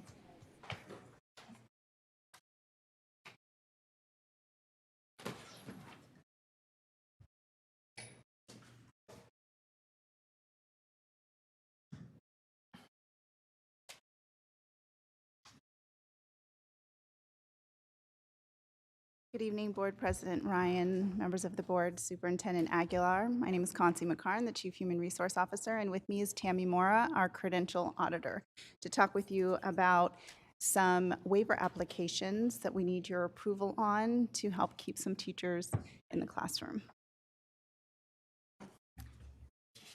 Good evening.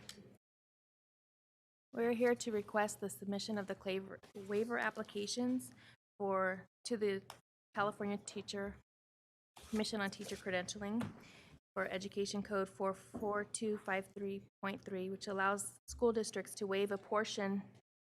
Yeah. I'm short. Do you want me to start over? Okay. No. Okay, so we're here to waive a portion of the requirement for certificated teachers in order to allow time for program completion. California Commission on Teacher Credentialing requires that every waiver request go through a public notice process at the local level and must be board approved in a public meeting prior to submission of the employing agency to CCTC. Submission of a credential waiver application to the California Commission on Teacher Credentialing. Areas requested with this waiver are for English language authorization. This waiver will enable the teachers in these difficult-to-fill positions the opportunity to complete requirements set forth by CTC and to remain in their positions and continue their work with students. The 3 waivers that we have before you are for teachers at Luther Burbank, Hiram Johnson, and they're for CTE credentials.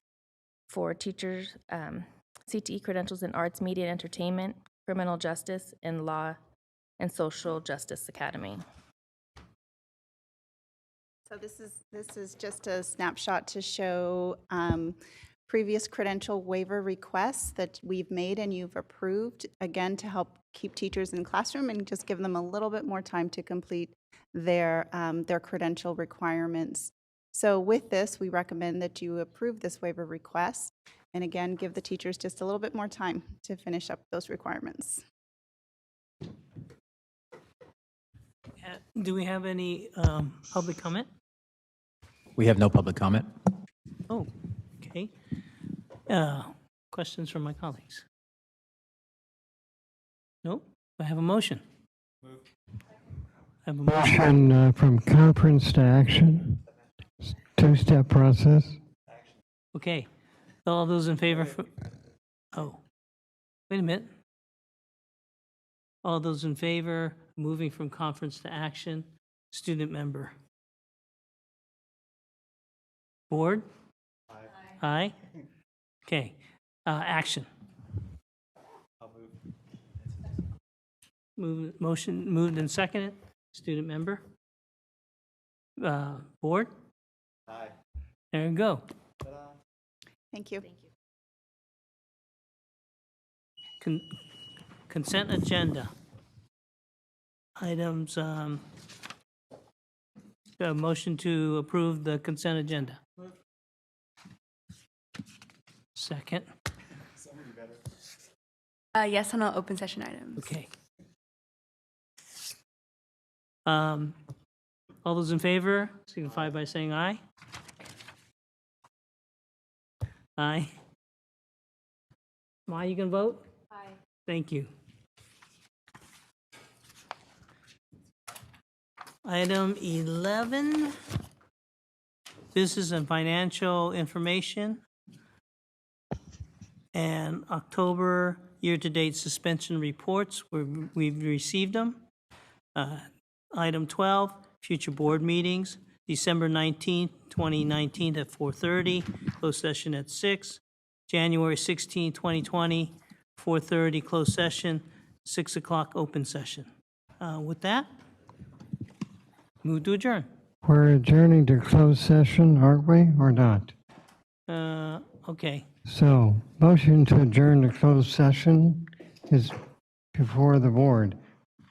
Okay. All those in, do I have a motion? I guess we Just adjourn to closed session, aye. Oh, okay. You all agree? Let's go.